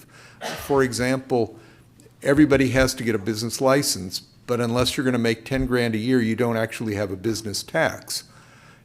It seems a little unusual that we go through this process in which a performer is going to perform once, not make 10 grand, and then move on, and we're saying, okay, we want to charge you $30 to confirm that you aren't going to make 10 so that you don't owe us anything. It's a bad, it's not an easy sell, I guess, from a perceptions point of view. And again, because it suddenly changed without any advance notice, it's just an odd thing. I think performers are a different category than almost everything else. So I was going to bring up the fact that we need to talk about it too, so you already got 2 votes. Yeah. Councilmember Cruz? Yes, thank you, Mayor. I just had one more question. It sounds like the performers are donating their services more or less. So I have a question for our attorney. Is that applicable? They are being paid. Okay, I was just going to say they are Be clear, receiving yeah. payment. Yes, the correct word is honorarium, because what we give them is not what they make at any other place that they're performing. Only when they come here where I'm doing the Juneteenth celebration, and because what they make for me is totally different than what somebody gonna make with Jeff or with Ronnie. So it's more of like an honorarium. It's not, they don't get big bucks. Okay, and to keep order, I'll I'd look like to have the city attorney into it. answer Councilmember Cruz's question. I'll look. Thank you, thank you. So with that said, again, this is not on the agenda. Yes, So right. I will push forward for it to be in a future agenda item, which will be for the June 1st. I think it's June 1st, or Whatever the date, I'll be here for the proclamation. June 3rd. I'll be June here for 3rd, the yeah. proclamation. My apology. And I'll reach out to you as well, Brenda. But thank you for bringing people out. I'm thankful that we had so many proclamations tonight that allowed you to calm yourself down before you came up there. And I appreciate you presenting what you did. And I understand how important this is to you and the people that you're about to have come perform. So thank you. Okay. I do have a speaker card for Ronnie Stewart, if he still cares to make a comment. Mr. Stewart? And thank you, Brenda. Thank you, Jeff. Hi, my name is Ronnie Stewart, Executive Director of West Coast Blues Society. First, I want to say Memorial Day, I was a Vietnam era veteran and Army, and a lot of municipalities don't honor the veterans, and I'm glad American Canyon done that. Thank you for your service, sir. Yes, 2 services. So when I got to Marine Corps, I worked for Social Security. It's a law that says if you get a business license and you're on disability, not regular Social Security, you can be kicked off because you got a business license, you're in business. So they're paying you a disability and you got a business license. That's opening up a whole, I know the city attorney can look into that. again, when I worked for Social Security about 20 years ago or longer, but that was one of the key issues. Do they have a business license and they getting disability? That don't even sound right. So you're asking some of these musicians and veterans who's 100% is clauses in veterans disability, because I'm going through that now for sleep apnea because of, Marines, what we went through. We were the last ones out. So anyway, it's you can't have business license. So it's a lot of musicians that, first of all, can't afford it. Second of all, they're don't want their name on any kind of audible situation where their name is on a business license. They're going to run from it like a fire. So I think that just that alone needs to be looked into. Also, we have a Captain Jack. I think he was a pilot. He's coming from Texas. You mean to tell me I'm going to call him? He fly free, so we're going to be some. I have to bring it out now. We're going to surprise Brenda with him, with Captain Jack. But the thing is, he would not want to pay for business license and insurance, and he's flying all the way from Texas, because as everybody know, Texas, that's why we have Juneteenth. It was 2 years before the slaves in Texas found out that they were free. Yes. So we want to be kind of traditional and bring a real person from Texas that, because he's actively involved in events down there. So that's the issue right there. We got some other artists from Los Angeles. So how can we ask people who's doing it, and this, when we say honorarium, Webster's Dictionary don't even mean what we're doing for Brenda, because Brenda do a lot of other events that we're involved in. Me, myself, I've been at Alameda County Fair for 23 years, and all we do is put also insured. Alameda County Board of Supervisors, police, fire, they own our riders. That's it. I've never, ever been questioned about having a single musician. Most of them don't even care. They're artists. You ask them about doing any kind of paperwork or getting any kind of insurance, they can say, no, they ain't gonna do it. So what I'm asking American Canyon is to be like the rest of the boilerplates. It's been a template set up across the country, and I've done festivals. I've played even out the country. When we go out, we went to Thailand. We went to Sir, England. you're at time. Oh, I'm sorry. I didn't know I was. You're I good, guess you guys Mr. just like Ronald. other municipal powers, 3 minutes. Anyway, this just don't make sense. I'm sorry. And again, they're doing it for free, basically. Yeah, you're paying the musicians, but it's. It's free. Thank you, Ronnie. And just so you know, like I mentioned earlier, we're gonna take this up. We're gonna put it on a future agenda item. We'll make this right.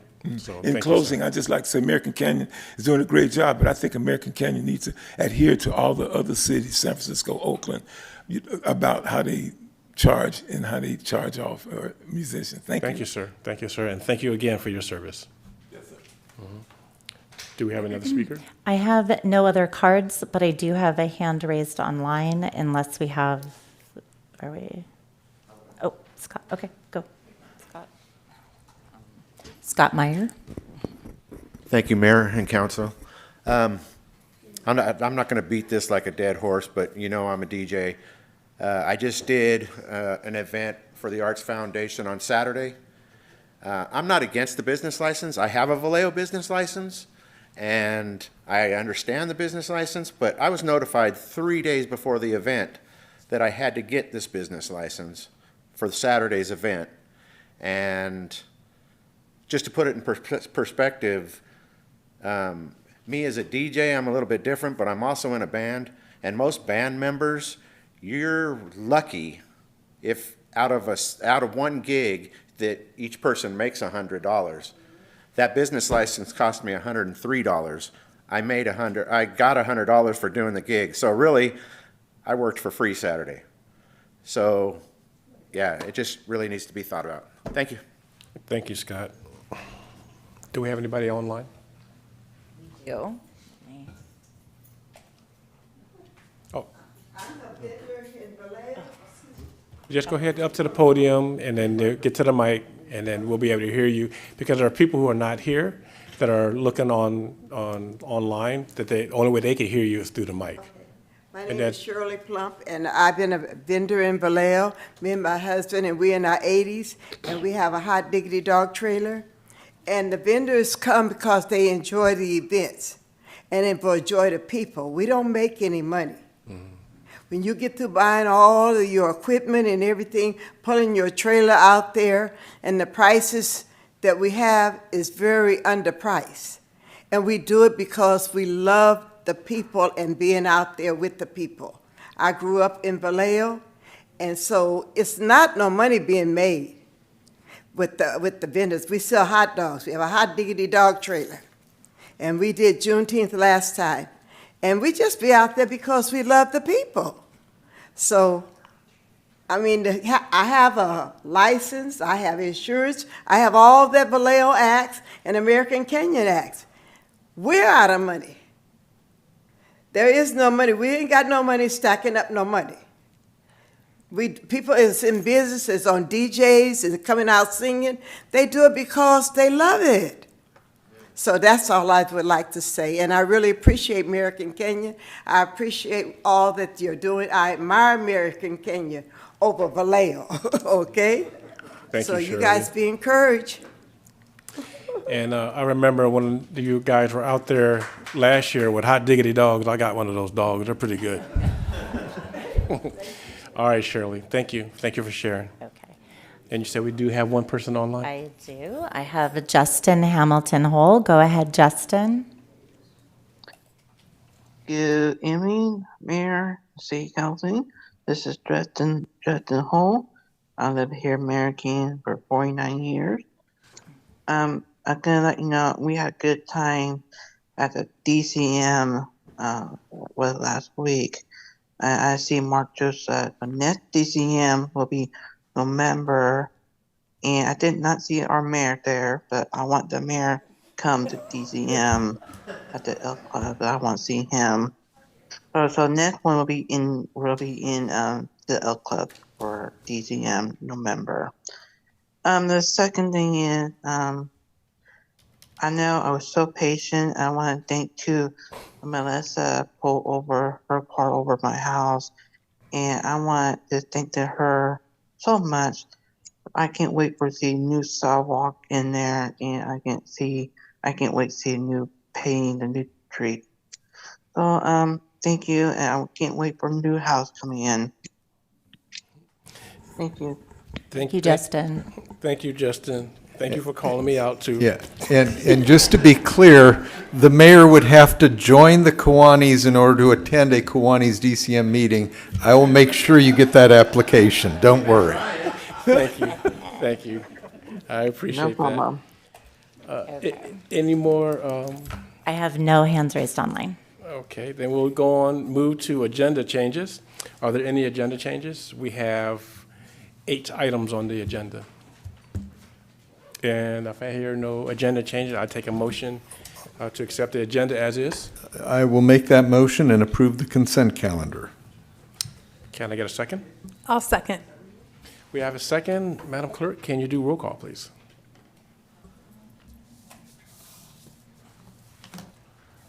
Councilmember Brando Cruz.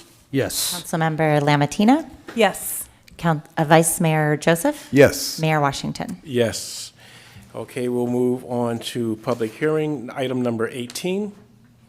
General Plan Comprehension Update, Environmental Impact Report, and Zoning Code Amendment. Mr. Cooper. All right. Thank you, Mayor, members of the City Council, and the public.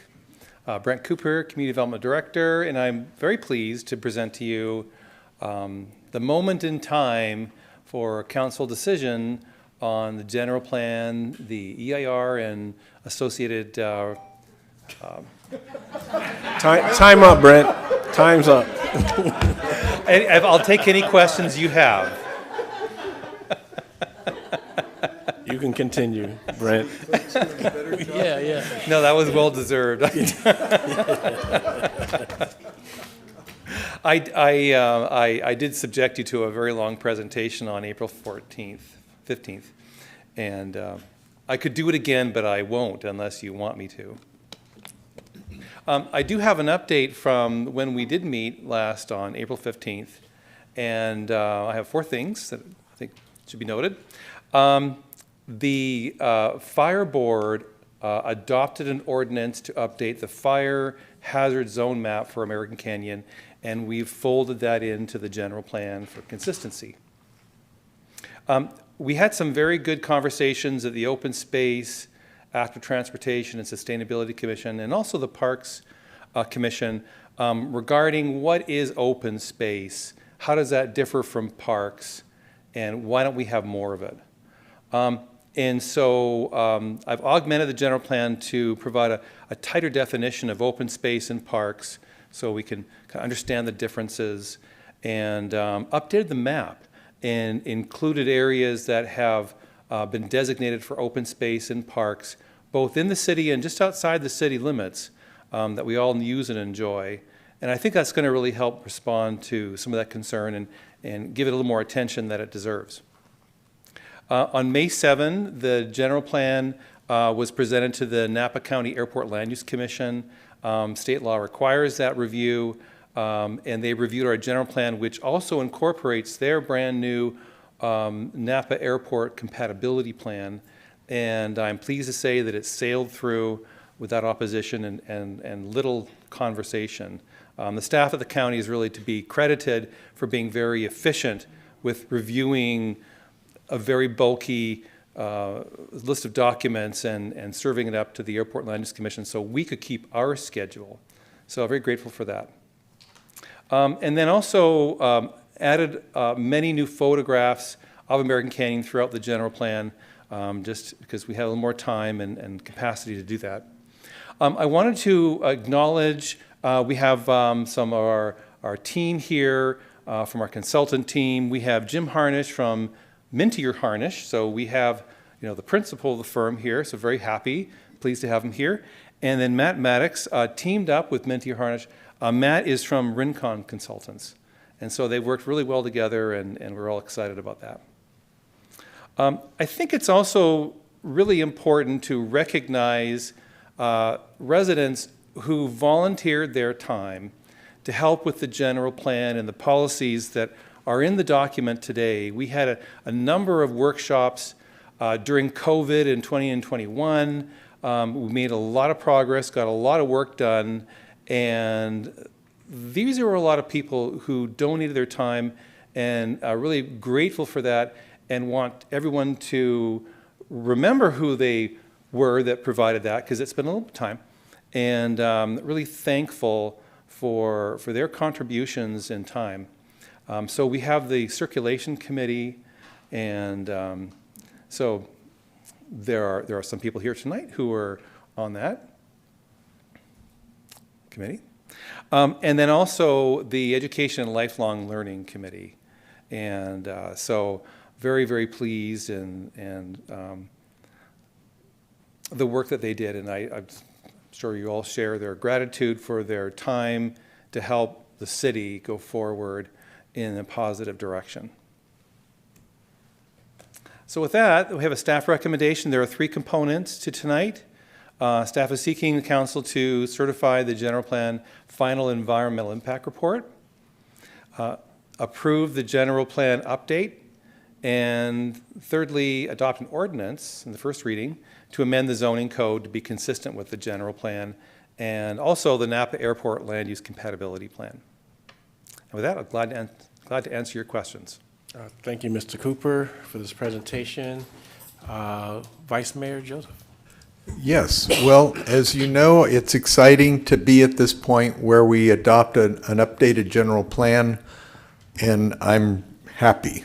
However, one minor glitch. On page 975 of the packet, Environmental Program 5.9 Surplus Caltrans right-of-way, a couple of words didn't make it into the document. Mm-hmm. This is work with Caltrans to use vacant surplus properties for, and I would insert for public, park and open space purposes.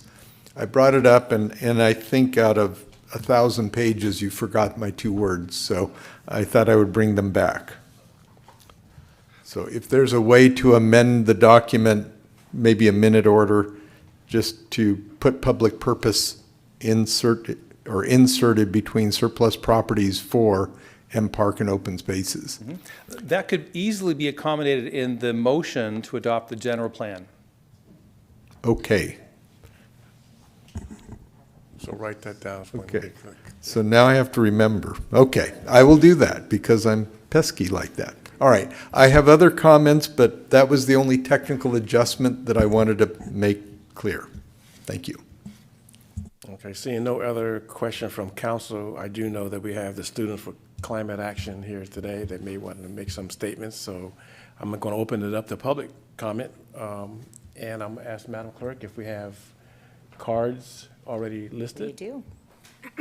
So before I start calling from the speaker cards, I just want to note that we did get 2 written comments, which should have been distributed to everyone in real time.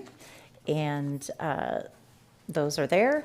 The other thing is that the students also brought a handout, which I've placed on the dais at your station. So that is from the students.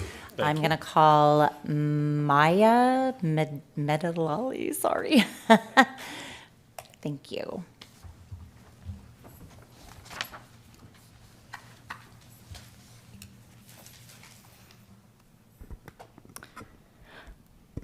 Good evening, City Council members. My name is Maya Medallier, and I'm currently a junior at American Canyon High School. And alongside other high school students, I've worked tirelessly as a representative of Napa Schools for Climate Action.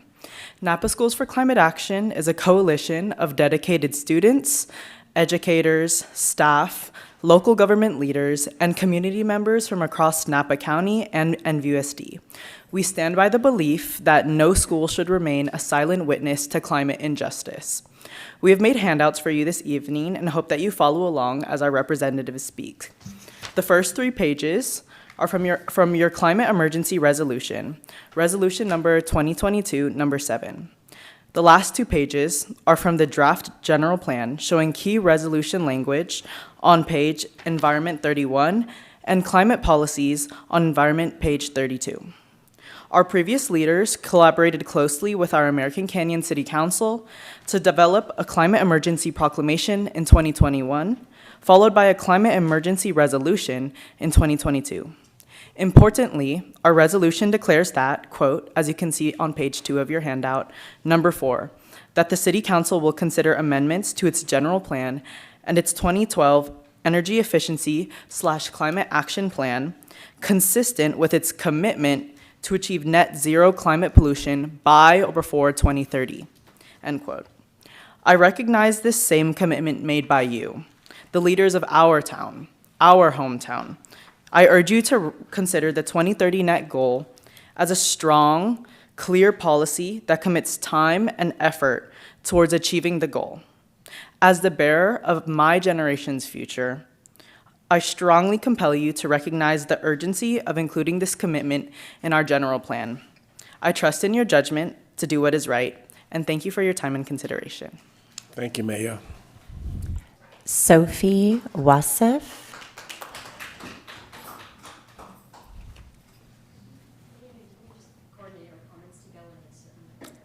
I thought I had them in the order. Who needed to go next? Pardon me? Madeline? Okay, go ahead, Madeline.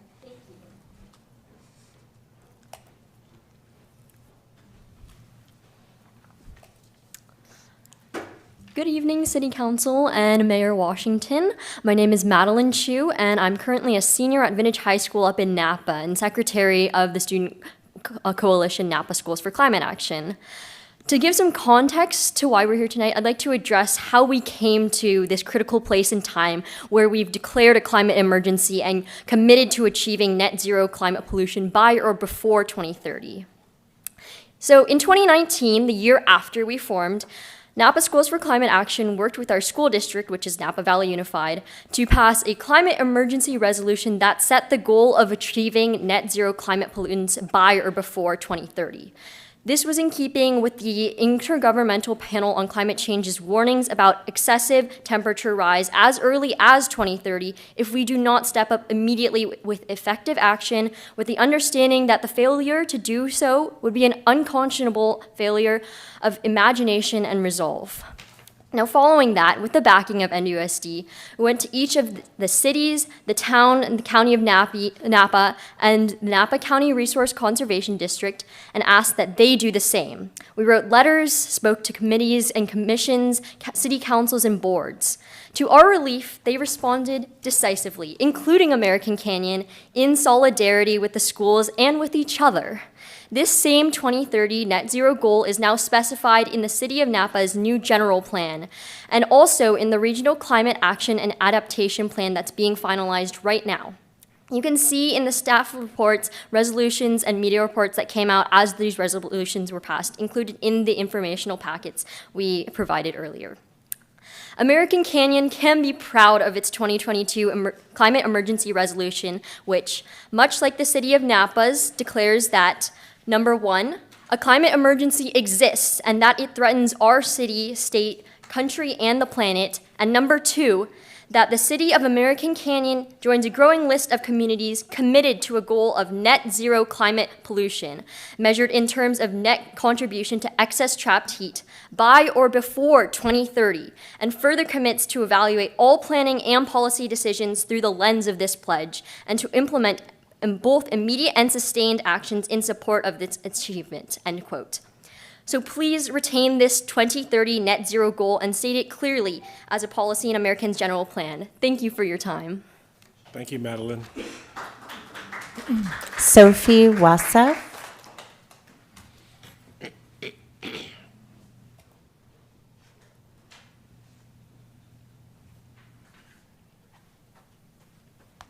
Hi, Sophie. Hello. Good evening, City Council members. My name is Sophie Wassif, and I serve as the co-vice president of Napa Schools for Climate Action. Though I am from Napa, I wanted to speak to you today to discuss the impact of your leadership on neighboring cities and beyond. Each of the steps you take as leaders of your community encourages others inside and out of American Canyon to take a stand and take action.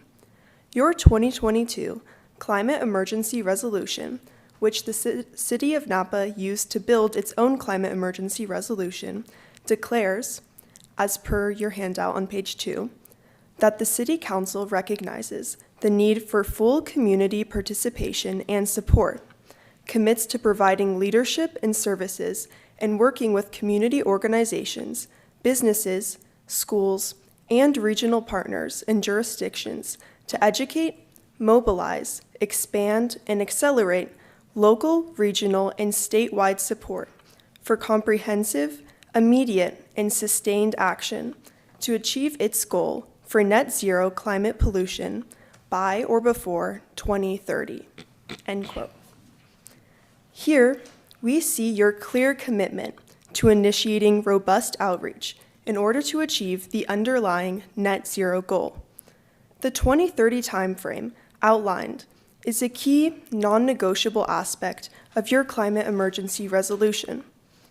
As Maddie has mentioned, scientists have warned that we are on a super fast clock, and immediate, brave action can no longer be delayed.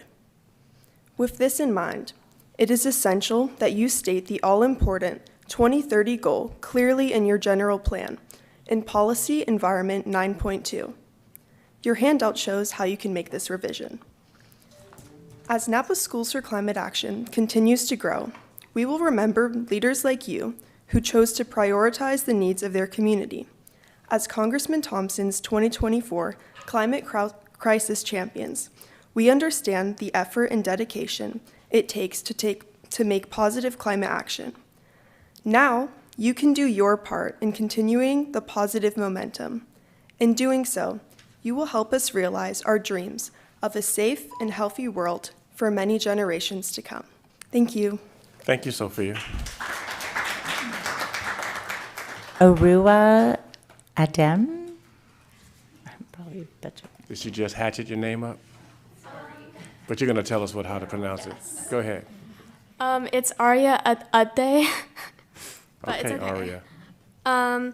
So, hi, my name is Arya, and I am a student at Vintage High School in Napa, and I'm also a part of Napa Schools for Climate Action, as you can see from the shirt.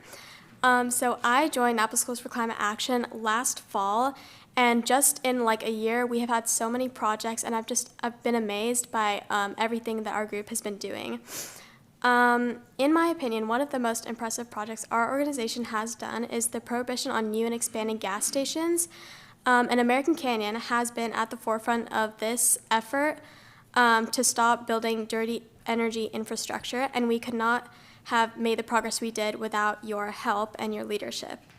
I'm here today, though, like my peers, because I'm very concerned about the future of our climate. Our safe and healthy future depends on our ability to rapidly eliminate our greenhouse gas emissions.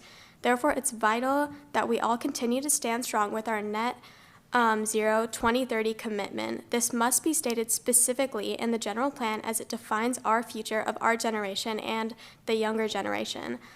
And it defines our future and sets the stage for climate resilience and for decades to come. I hope you see how important this is, not just for residents of American Canyon, but for the whole planet. We can't wait any longer to make a firm commitment to sustainability. We have to act now. Our future is in your hands. Thank you. Thank you, Aria.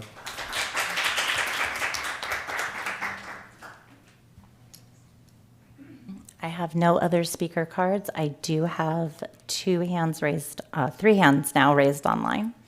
Okay, I'd like to offer you, Mr. Wilson, an opportunity to talk. I know you represent these young students of climate action and support. I've always appreciated you as well.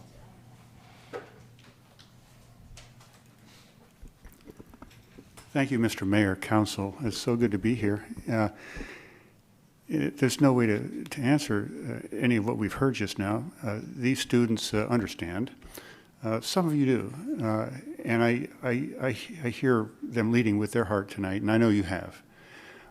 We are, in this town, like many others, on a collision course, science and politics. And that's how I see this evening in a way, too. And I'm hopeful for a positive outcome because you've shown your ability to lead. You have shown your ability to sit with these students and their teachers and their mentors and talk through these issues. And we've learned a lot together. Most of the time these students spend in front of the microphone is at the CAC, the Climate Action Committee. Councilmember Joseph recognizes a lot of these folks because he's there a lot. You were also at one time, Mr. Mayor. You are now Melissa Lamatina. Thank you. Welcome aboard. And you'll hear the same sort of thing. They want you to understand the predicament that they're in. We have solutions. We heard Chris Benz last month. Linda Brown, co-founder of Napa Climate Now, was able to meet with Mark Joseph earlier this month, talking about what we can do. And so our ask is let's get up and do it. Thank you. Thank you, Mr. Wilson.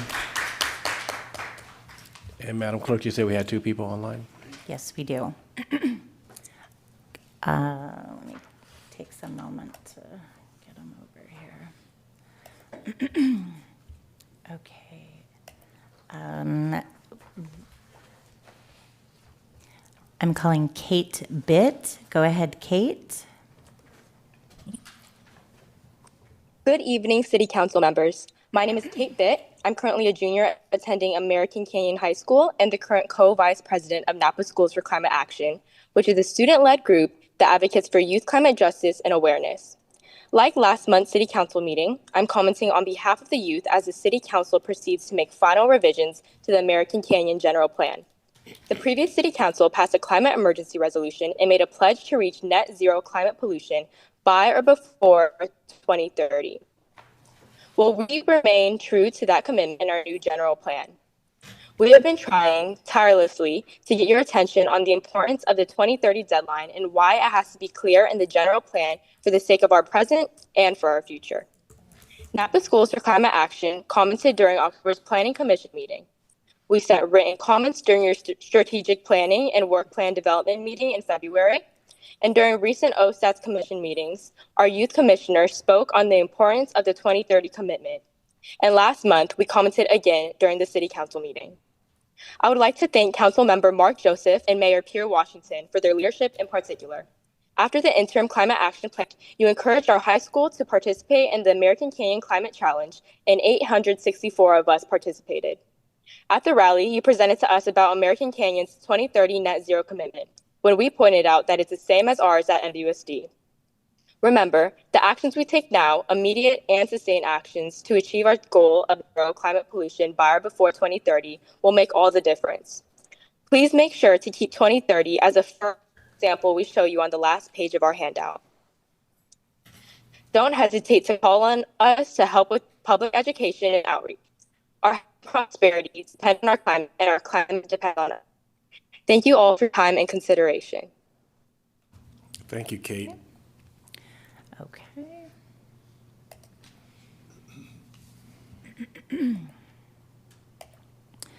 Okay.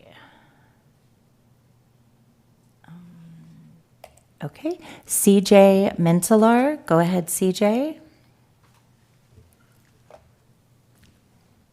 You're muted.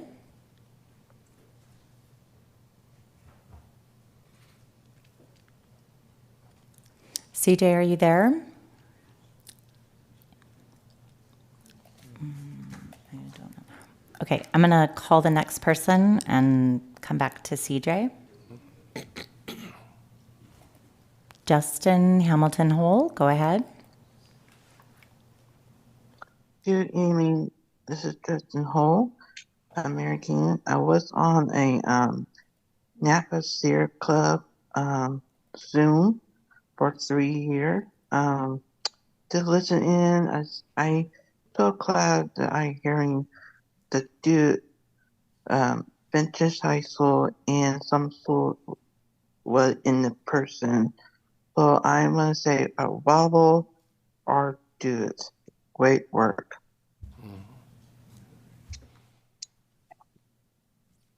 Thanks, Justin. Thank you, Justin. Okay. Oh, CJ's in on a different line, I think. CJ, are you there? I'm gonna put both of the CJ lines on. Okay, CJ, I Hello? have you on from two different sources. Can you hear me? Yes, go ahead. Oh, sorry about that. I was just getting connected. Okay, if I could start my comment now.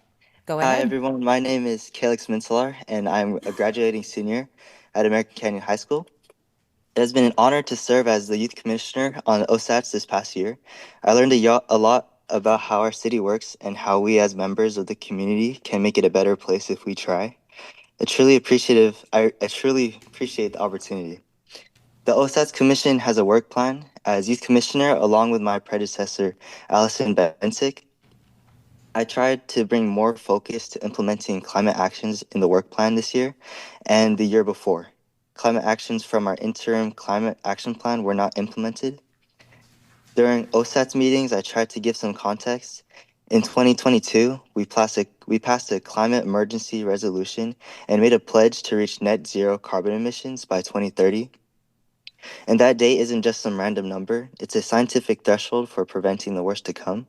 In that resolution, we also committed to implement both immediate and sustained actions to support this achievement. I said that as of today, there's still a lack of immediate and sustained emergency scale implementation of our interim climate action plan, and instead, these actions are listed as on hold. As a reminder, people trust OSATs and further delay causes more discouragement. It is our responsibility to protect the future for younger generations, but as someone who is part of this generation and as an older brother, I'm asking that we get serious about this climate action in American Canyon and show results. It's part of our job. I hope that you will take your commitment to the 2030 net zero goal seriously, set an example for evaluating all planning and development throughout the climate lens. Like, for example, does this project add greenhouse gas emissions, further degrading the climate, or does it rapidly reduce our greenhouse gas emissions in American Canyon? If we can't put our 2030 goal in our general plan, our roadmap to safe future and beyond, why not? Thank you. Thank you, CJ. I have no other hands raised online. Okay, thank you. Give another opportunity for anybody inside the chambers that want to speak. Seeing no one else, I'll close public comment, and I'd like to return item 18 to council. We have 3 recommendations, 2 resolutions, and 1 waiver reading, or any additions that we want to add. I'd like to at least say that the speakers, or the majority of the speakers this evening, are not eligible to vote. So they depend on us to make those decisions for them. They depend even more so on the council to make those decisions for them. They've made reference to 2022 when we did the moratorium on the gas stations. They all articulate very well. Actually, Kate Bitt, it was her sister that pulled me in and spoke to me very educationally and very factually. And decisions that we make today on this council really impact these young people. And I admire the time and effort that they put in to giving us the facts to read, I mean, even highlighting and telling us where we need to put them. So I like the efforts that they put in it. I don't see any problem with adding, achieving its goals to net zero climate pollution by or before 2030 in 9.2. But that's just my call. I'd like to open it up to the rest of the council, starting with the Vice Mayor. First of all, thank you, and thank you for your presentations. Admittedly, I'd already met with you earlier, so I was also all on board, but I think you raised some very important points. I think number one, I had forgotten that in the resolution we adopted, it specifically gave direction to plug this language into the general plan update. So it's not really an ask necessarily, it was direction. Second, if you read the goal language in environmental 9.9, it talks about conduct decisive near-term action to reduce greenhouse gas emissions, which reinforces that 2030 deadline. Thirdly, we just recently adopted as a council a new goal of being an environmental leadership. And I think in order to walk the talk, we need to look at it. Lastly, as I've said a lot of times, from what I'm understanding, I think the real deadline probably wasn't 2030, it was probably last year, and so we're already in overtime. I think making a more ambitious deadline of 2030 is a better strategy because the more urgency you impose on yourself as an organization, the more you're going to move the needle more. Relying on a state standard of 2040 or 2045, in my opinion, will have the same effect as we looked at 2030 10 or 20 years ago. That's 15 years away, 10 years away. I won't be on the council. I won't be as concerned. It's easier to put it off if you say it's 15 years away. 5 years away is pretty darn soon. It's ambitious, but we've made a commitment to do that. I'm certainly on board with adding that language in policy 9.2.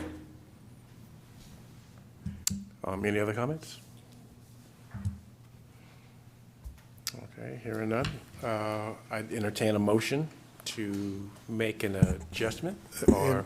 Sequentially, we talk about adopting the environmental impact report, so that would be the first action. The quick question to our city attorney is, if we wanted to add this 2030 language, does that have any impact on the EIR?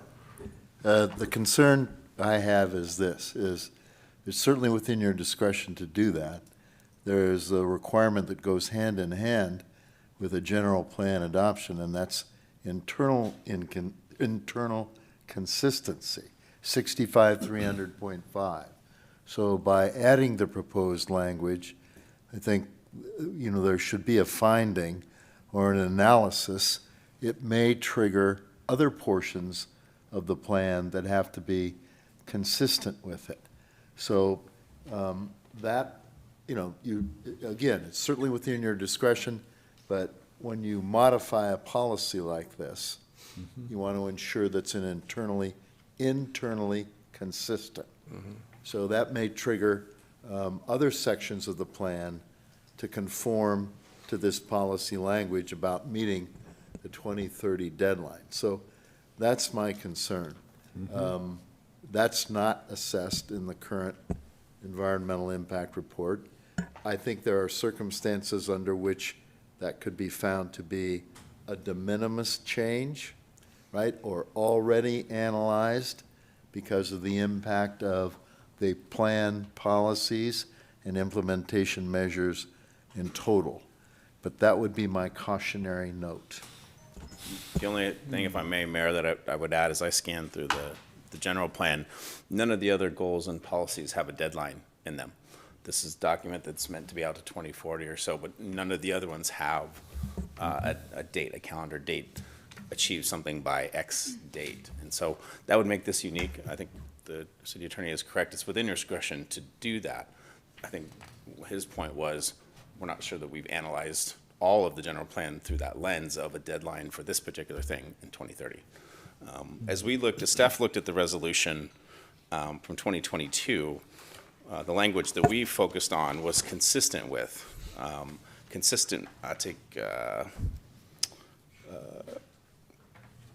sorry, I'm going to go back to the language. The City Council will consider amendments to its general plan consistent with its commitment to. We don't think that the resolution said we're going to adopt a general plan that has that centered in it. We said it was going to be consistent with. We think there was that flexibility in there, which is why we restated this resolution in its entirety. It shows up on page 988 of the packet. We reference it in the packet in its entirety with that calendar deadline in it. But when we went to go and prepare the goal, we did not put that deadline, that date in there for the very reasons that the city attorney suggested.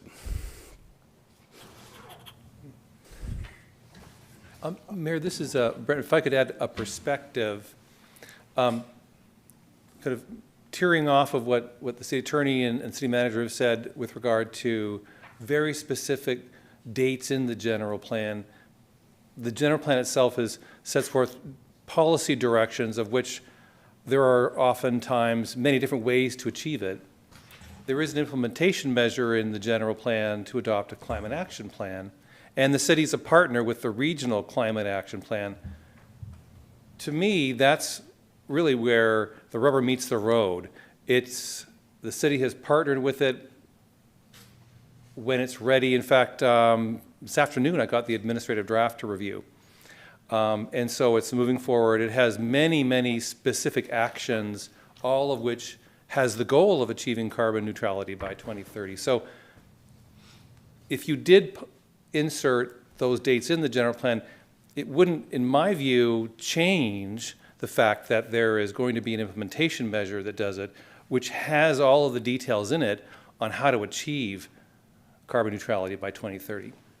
So there is an obligation and there is a commitment on the part of the city to work towards achieving carbon neutrality, but where it actually is going to happen is in the implementation in the regional climate action plan.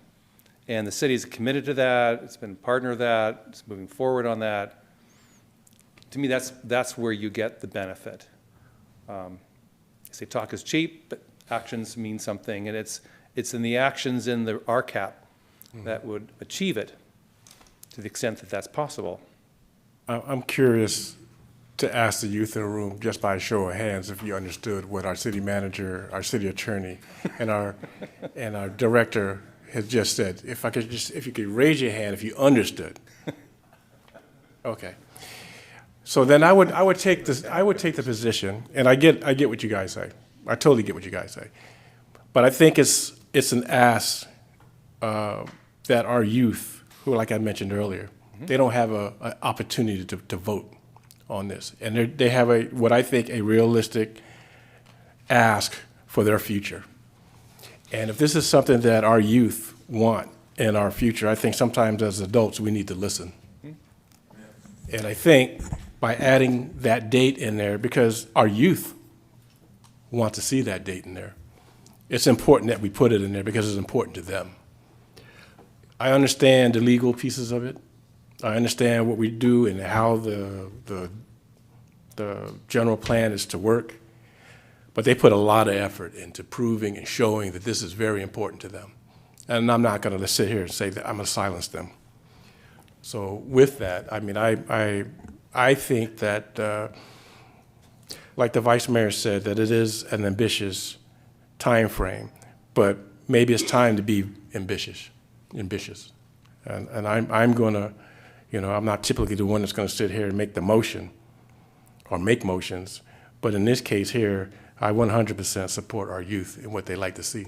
And I think it sends them a message that there's hope for them in their future because they have a council that hears what they're saying. Yeah, and if I can add to that, something else I was going to bring up that I mentioned back in April is I would like to see us just basically reformat the general plan, not change necessarily any of the policies, but to reformat it in such a manner that climate action became its own element, primarily because of what that says about the importance of climate action. Obviously, all of these policies are in there, so it's not as if we're not addressing it, but by not giving it its due, by calling it out as a separate element, I think we marginalize its importance. And so I was going to make that pitch anyway, but now I'm going to make it in the context of let's add this language, and as the city attorney pointed out, there needs to be some internal review and internal consistency. And in the process of reformatting the document so that it has a separate element, part of that charge would be make sure that it's all internally consistent so that we're able to say, this is what we want to do. And it is ambitious and we may not achieve it, but better to try to achieve it by 2030 than by 2040 or 45. So that's my non-legal solution to the problem. It may or may not be appropriate, but that's an angle. And I will come back with the same question to the youth. Did you understand what the vice mayor just said? By a show of hands. Thank you. Anyone else on council? He might should have been. Can I rephrase what I just heard from the vice mayor? Yes, sir. I think you want the question of an independent element to come Right. up in the future in implementation of the current general plan. Or do you want that to happen now? He's talking now, is my understanding. Well, So, I mean, not immediately, not in the sense of let's continue this for 2 months while we reformat it. Right. That would be bad. I was looking at it as to do something just to give it its due, but now there may be a little more urgency to ensure that if we make this action, it's internally consistent and that there aren't any gaps. So that's the only rationale. And I'm not sure anyone would object in the first place, but who knows? Councilmember Cruz? So the way I'm interpreting Vice Mayor Joseph, are you asking to table this until we find out internally how this may affect our general plan? No. No, I'm saying I would like to move forward, and then after the fact, if there's any inconsistencies, the first general plan amendment might be to clean up those inconsistencies. Then with that being said, I second the mayor's motion. But we need to make sure that we have the right language. We have to have the, Okay, so if we're going to identify those inconsistencies, that implies a direction to staff to ensure that the general plan is internally consistent and to come back with any internal inconsistencies based on the modification you made. Right. And then back to the sequencing, I think our first step is to adopt the EIR. That would be correct. And then come back to the general plan with all the languages and reference to public purpose in surplus lands, because I haven't forgotten it. Okay. but for plain English, again, for our youth, I want you guys to know that our goal is to push forward with adding your language. Yes. So I'm going to let you decipher how you want to make that motion. Okay, so I think. Could I just ask, sorry, I just want to ask a clarifying question. So the first resolution is adopting the EIR, CEQA findings, et cetera, and that's the one that you want to adopt this evening. And then the second resolution is the general plan update, and you do not want to adopt it as it is currently. Well, we really want gonna- to, We want to adopt it with the new language for 9.2? So adopt it as amended, basically. As amended, as proposed. Okay. All right. okay. So I'm going to start the ball rolling. So I will make a motion to adopt resolution number 2025 next in order. A resolution to, 1, certify the comprehensive technical general plan update final environmental impact report, SCH number 2022070038. Second, adopt the CEQA findings of fact and a statement of overriding considerations, and adopt a mitigation monitoring and reporting program. Can I get a second? I second. We have a second. Can we get a roll call on that, please?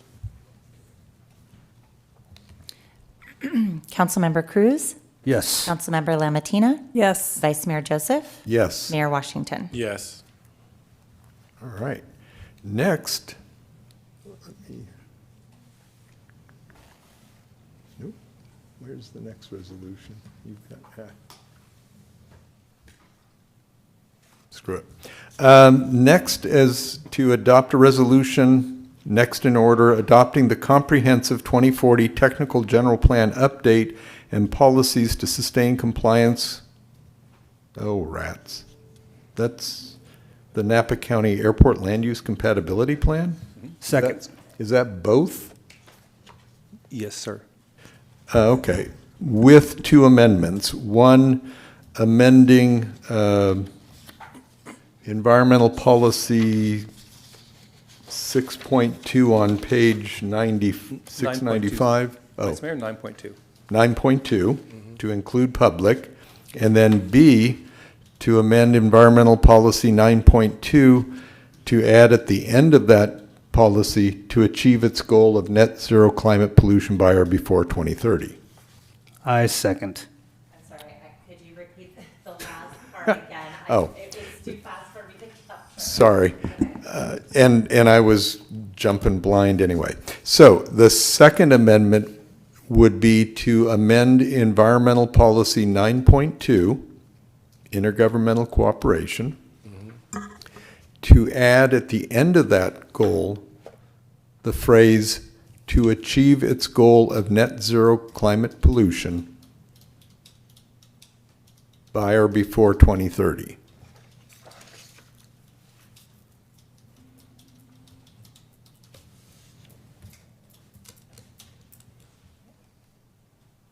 And do we have a second?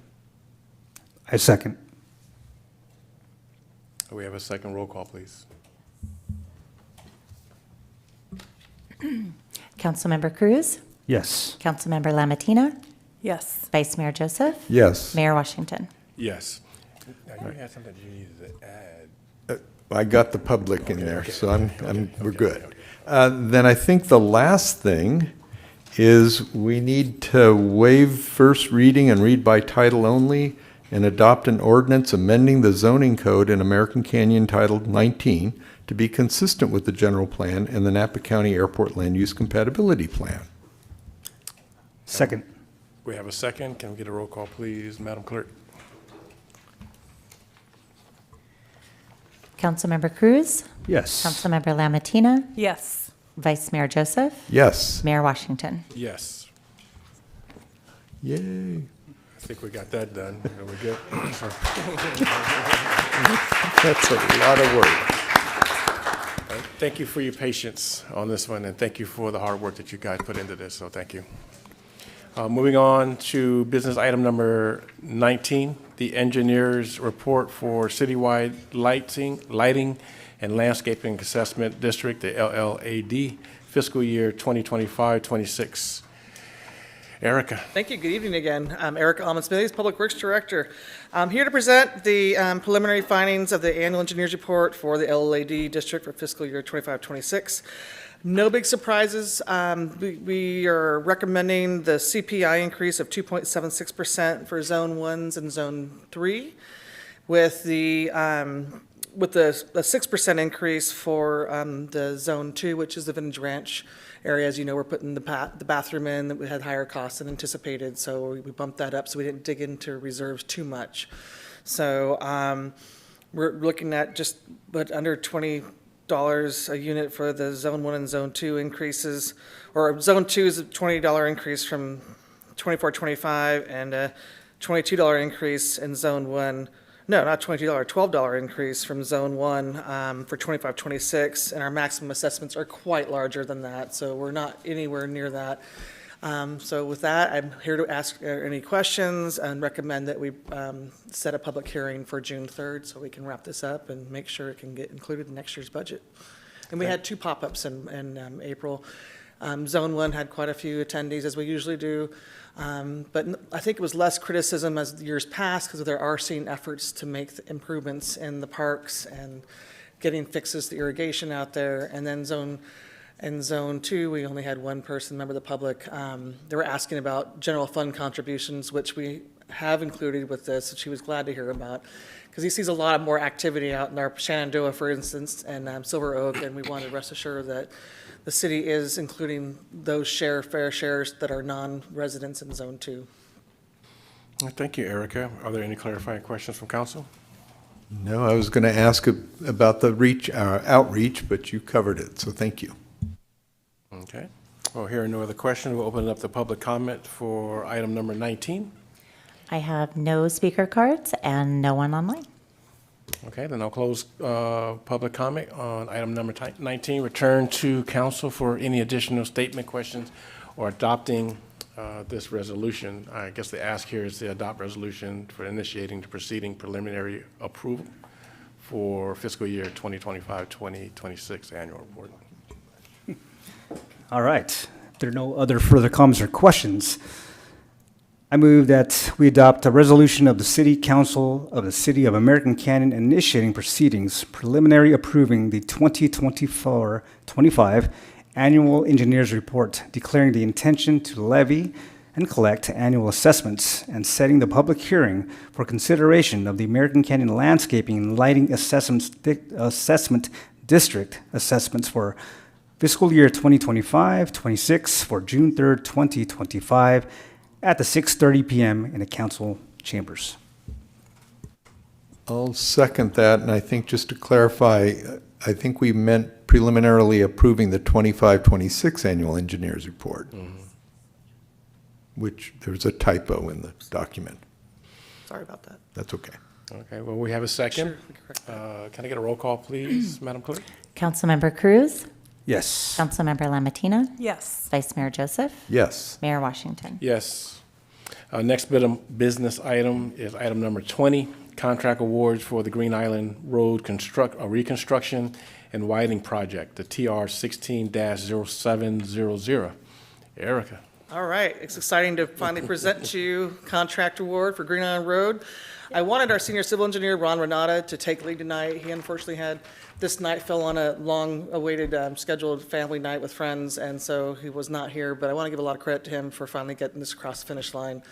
He's been on this, I think, since he was hired at the city, and spearheading this project, and here we are tonight to award to O.C. Jones a construction contract for the Green Island Road widening and reconstruction project. And I have a little bit of a slideshow just to show where we've come from in the last couple of years since we awarded the undergrounding. Just wanted to show some before and after photos of at least what it looked like before the overhead power lines were removed by St. Francis Electric, and how much open it looks. It's really uncluttered, the skyline there, and how much more beautiful it will be when we complete the reconstruction of the project. Here's the overview map plan of what work we are doing and where. Notably, the trail will have to be bid separately or has to come separately because we're still waiting on Caltrans authorization to do that work, but that's all right because we'll have the road widening reconstruction done by that time. And I wanted to provide what we're doing on Commerce to connect. Everyone keeps asking, how are we connecting the trail to the Class 1 down to Wetlands and Eucalyptus Drive? And here's a cross section. We were able to make a buffered bike lane through most of Commerce Boulevard And then it narrows down to actually you get past Hannah Drive. And then there's also a conventional bike lane there, Class 2 without buffered. And then on Mazzetta Court and Green Island Road Commerce to Jim Oswalt Way, we did the wider bike lanes of 6 foot. But then on Commerce, you have the 5 foot lanes with the 4 foot buffers. There's been talk about putting buffers, the permanent buffers, either the curbing and or the delineators you see along Broadway when you get down Vallejo. They've done a really nice job of that. The concern is that we don't have long runs. We have a lot of driveways in and out with truck traffic, and we weren't sure what the turning radius in and out. So those can still be added at a later time, but we want to see first how the striping works. So with that, I'm happy to take any questions. There definitely was a lot higher estimates. This is one of the biggest projects the city, maybe one of the only biggest projects the city has had, this amount of pavement and reconstruction and the area of 13 million. We had quite a bit of bidders, as you can see. The spreads were actually pretty close when you think about the numbers of 12 million and up. Or 11 million and up. It was a nice tight, I think it was a great spread. Gelati Construction was, I think they're a little bummed that they missed out on this one, but O.C. Jones is another quality contractor. We checked their local references, including Napa County, who provided glowing accolades for the work they do and likes working with them. So I know I'm excited. I haven't worked with O.C. Jones in probably about 20 years, so it's nice to see that they're bidding on our projects. They just completed the roundabout at 116 and 121. So great work, and we need to increase. The biggest increases, I believe, on this were the water. Again, pipes are detriment right now. So welcome any questions. Thank you for the presentation and the visuals, Erica. Are there any clarifying questions from council? Just happy to see you here. You know, we've adopted the general plan and the Green Island Road, that all in one night. Good stuff. At this time, I'd like to open up public comment for item number 20. I have no speaker cards and no one online. Thank you very much. I know, right? There's no more public comments. I'd like to close public comment for item number 20, return to council for any additional statements, questions, or adopt the resolution, which I believe we have 4 items to. Is this one big one? Okay. It's one long one, Yeah, one and long. I am happy to make that motion that we approve resolution number 2025 next in order. Adopt a resolution 1, amending the FY 24-25 capital budget and increasing the project budget from $13,791,725 to $16,353,725. 2, awarding a construction contract to O.C. Jones and Sons Incorporated in the amount of $12,116,149. 3, authorizing the city manager to enter into an agreement with Conzer North America, Inc. for construction management services in an amount not to exceed $1,102,000. And 4, authorizing the Public Works Director to approve and execute contract change orders in an aggregate amount not to exceed the construction budget in conjunction with the Green Island Road Reconstruction and Widening Project TR 160700 Yahoo. Do I have a second? I'll second. I have a second. Can we get a roll call, please, Madam Clerk? Councilmember Cruz? Yes. Councilmember Lamatina? Yes. Vice Mayor Joseph? Yes. Mayor Washington? Yes, and thank you, Erica. Let's move on to our management and staff oral reports, Mr. Holly. You said budget? One Oh, more. I have the budget. I missed one? Not so fast. We got one more. Okay, We got the budget. We got one more, Mayor. Okay. This is It looks like a one-liner, but it's the budget. Okay, it's in there. This is the staff that's going to tell you how to pay for all the things that you've just approved. City so- attorney says you can move it to consent. Yes. Juan Gomez, please. This Thank is you, an sir. informational And my item. apologies for trying to skip you. This is an informational item. I want to introduce our new Assistant City Manager, Juan Gomez, along with our new Assistant Finance Director, Gemlyn Cruz. And this is an informational item on our preliminary budget. Okay. Hello, good evening, Mayor, council and big crowd and staff. We will be discussing the fiscal year 25-26 proposed budget. Juan Gomez, Assistant City Manager, with me presenting tonight as well is going to be Gemaline Cruz, our new Finance Director. First of all, we want to thank the staff, the department directors and their managers. Putting together a budget is a long process. It's approximately a 4 to 5 month process. A lot of internal negotiations going through. They want to spend a lot of money. We tell them, hold your horses. We figure out how to pay it, but what you will see tonight is going to be a balanced budget. And that's something that we should be proud of because a lot of local agencies are having a hard time balancing their budgets moving forward. If you look at the news, you can find them everywhere. City of Los Angeles, State of California, City of Vacaville, not to call them out, but they're having difficulties balancing budgets. We are proposing tonight is going to be a balanced budget. So we'll begin. So I'll start this out with a quote. Budgeting has only one rule. Do not go over budget, right? That is particularly important for government. It's not like a household budget where you say, okay, I'm going to spend $100 or $400 eating out or a little bit for my PG&E. This is a hard line. We need to go to the governing body to spend money. When other departments want to spend money, myself or the city manager doesn't have the authority to increase what's going to be proposed in this budget. So it's taxpayer money. It goes through the governing board. It's approved. That is our budget. We live within our means. So this is what the budget calendar looks like. We kicked off in February.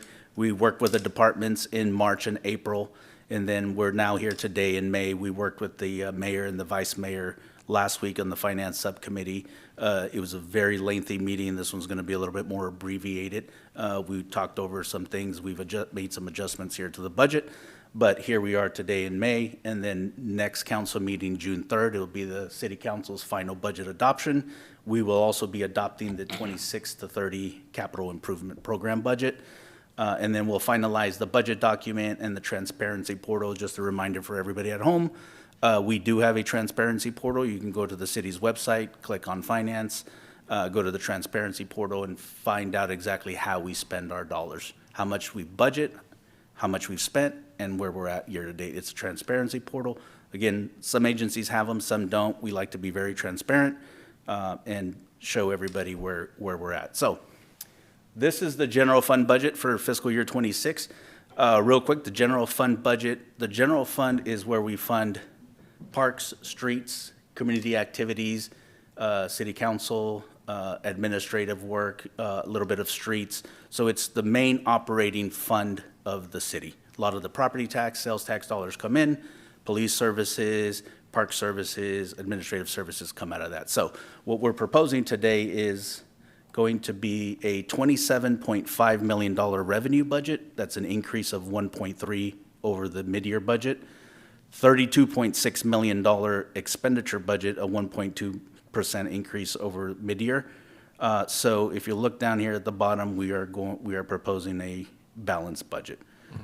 Transfers coming in are going to be items like support services, city council, city clerk, city manager, human resources, finance, provides support services to enterprise funds, which is going to be the water and sewer services enterprise funds. We provide those. Again, they don't have their own general manager. They don't have their own finance director. We provide those support services.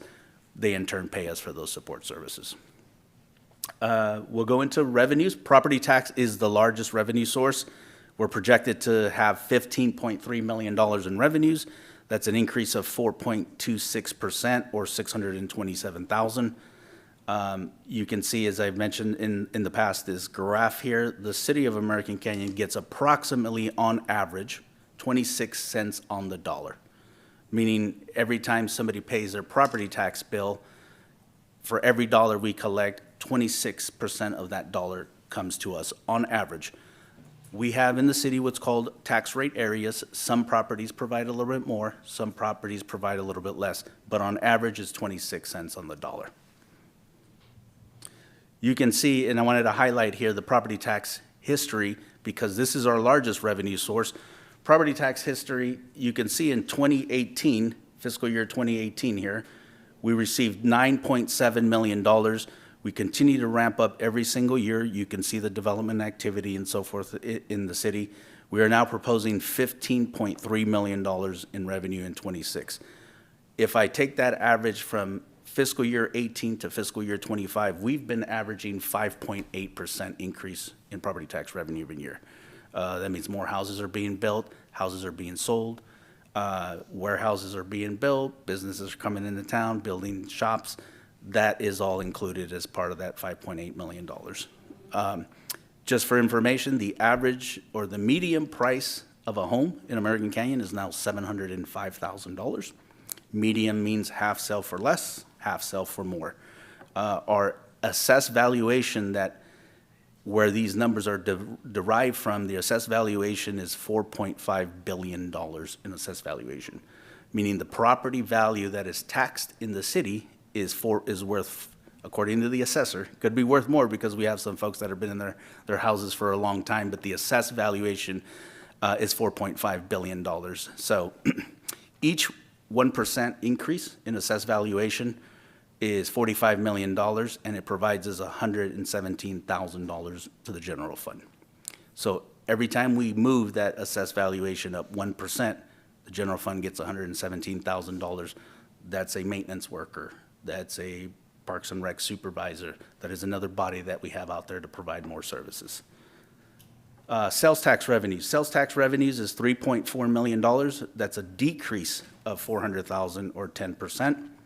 As you all may already be aware, we've had a major warehouse close shop in February. They were a contributor to the sales tax. So next year, we're projecting that to be slightly or significantly lower, 10% or $400,000. The City of American Canyon gets 1% of the sales tax. So when somebody goes to Walmart and pays 7.75%, we get 1% of that sales tax. TOT, Transit Occupancy Tax, that is our hotel tax. We are projecting $1.9 million, an increase of $279,000 or 5.9%.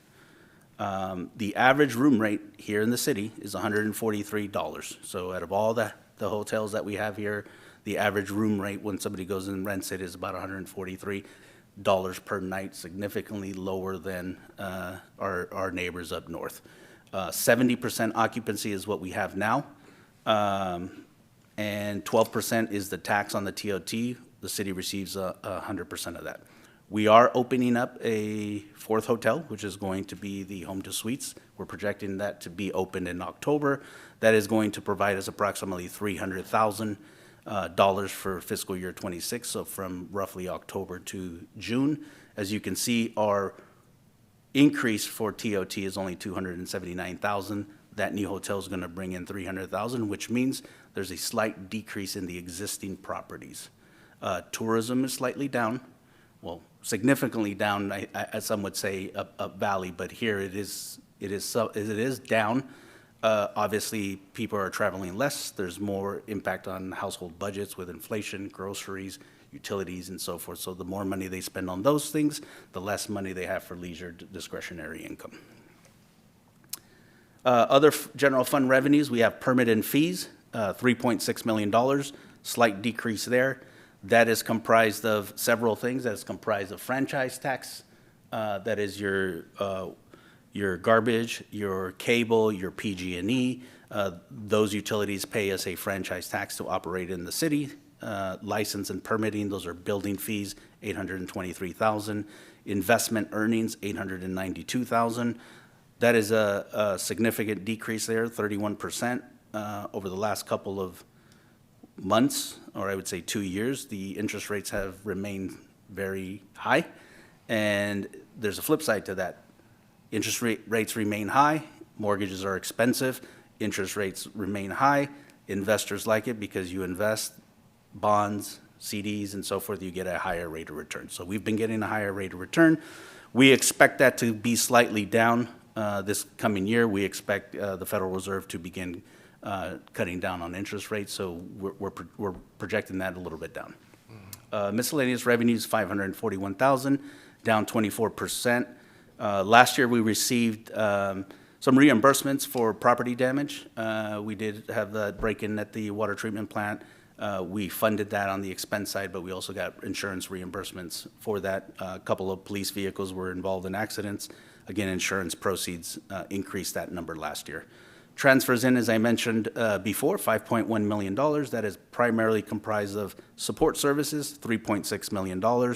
Transfers in, that is Measure A primarily, $730,000, and gas tax, $500,000. So when you go to the gas pump, you pay for a gallon of gas. Included in there is gasoline tax that's funneled through the state. Then it comes down to the city. We fund a portion of our streets program, filling potholes, the people that work in that, the employees that work in that division. That's partially funded by the tax, the gas tax VA transfer.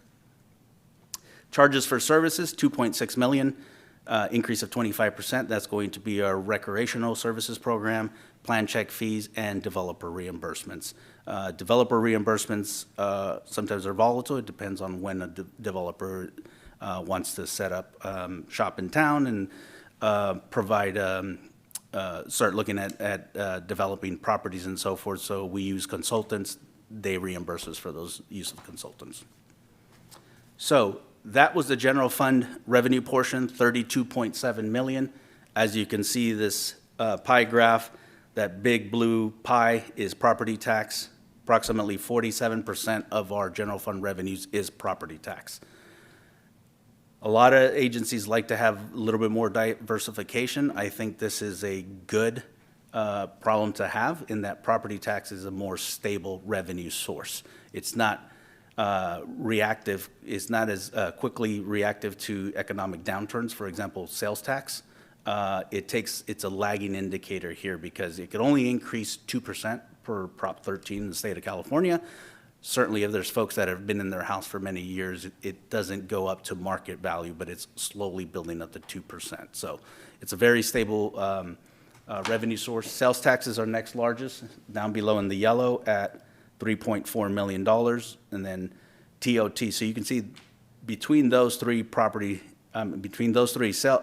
sources, we get a majority of our revenue. So with that, I am going to turn it over to our new finance director, Jem, and she will be discussing the general fund expenditure side.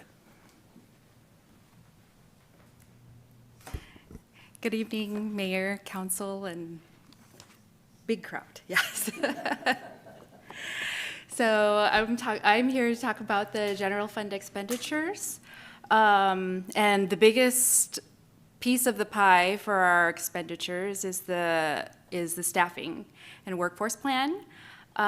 So personnel total is 10.7 million, with salaries being 7.2 million. It's a 7.2% increase over the previous fiscal year.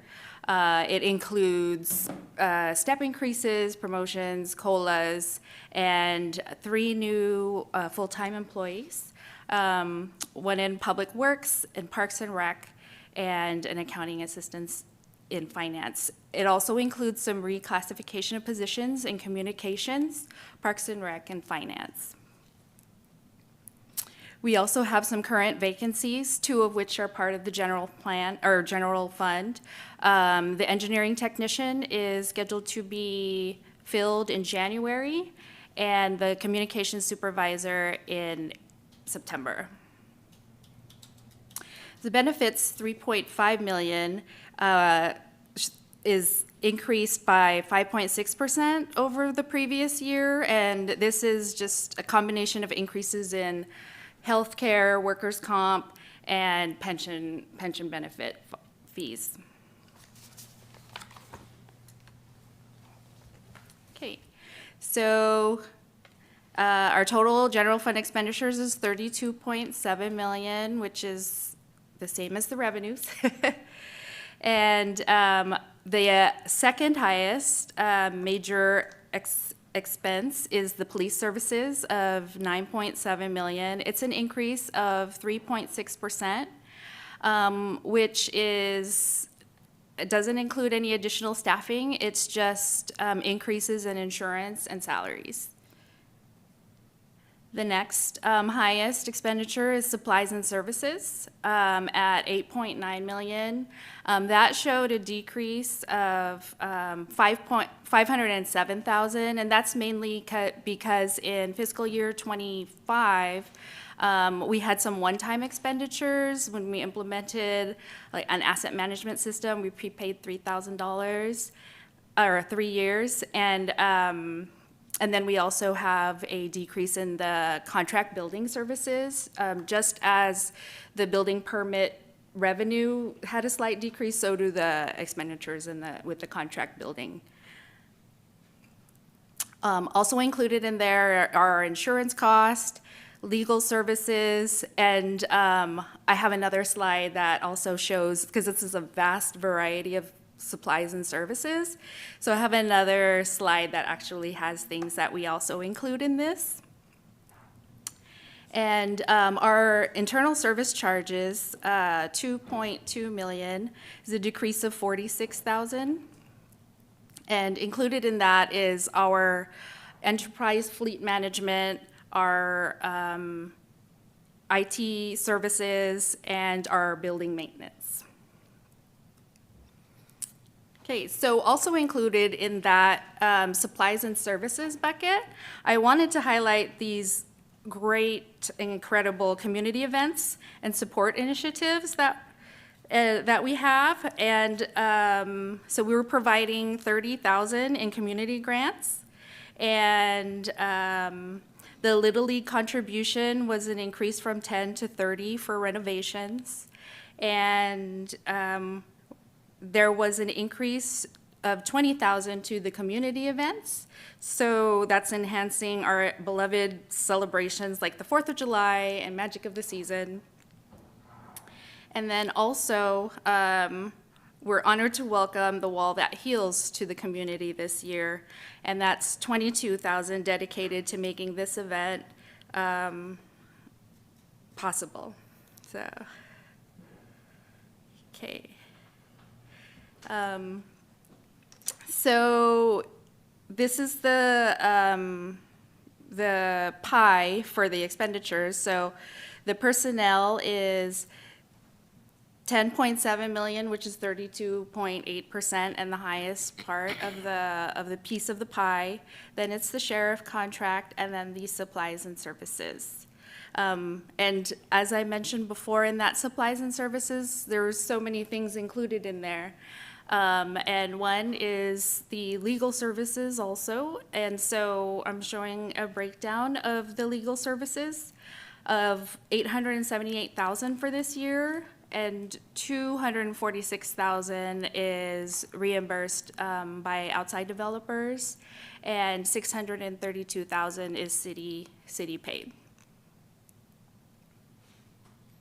For general fund balances, I show that we are able to meet our 25% target of for our contingency reserve, and this is our break glass in case of in case of an emergency fund. And this shows that the city is financially stable as we're able to meet the 25%, with unassigned at $1.8 million, which accounts for, it's to weather any variations in our projected revenues or expenditures. And then we have our forecast. Thanks, Jim.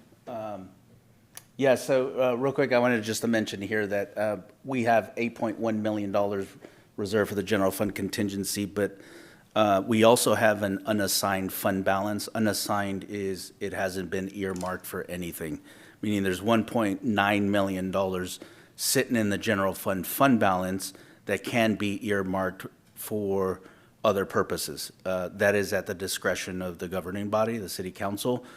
Just wanted to throw that out there, that is available.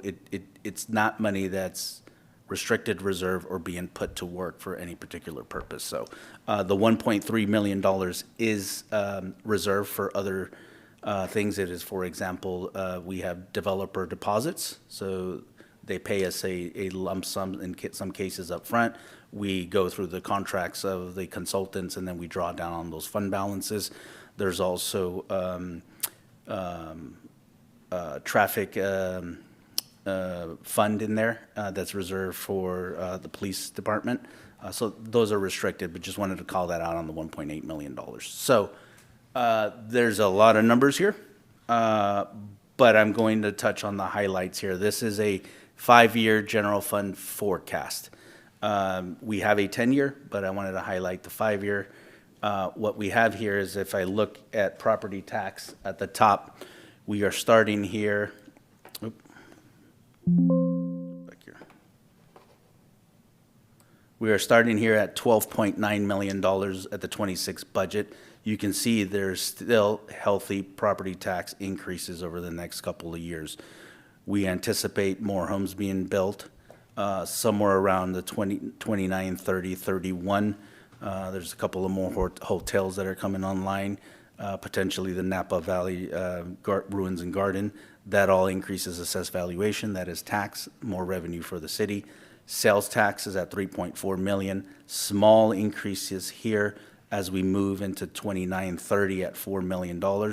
Again, that is anticipating there is some activity happening at Watson Ranch. Same thing with transit occupancy taxes, $1.9 million.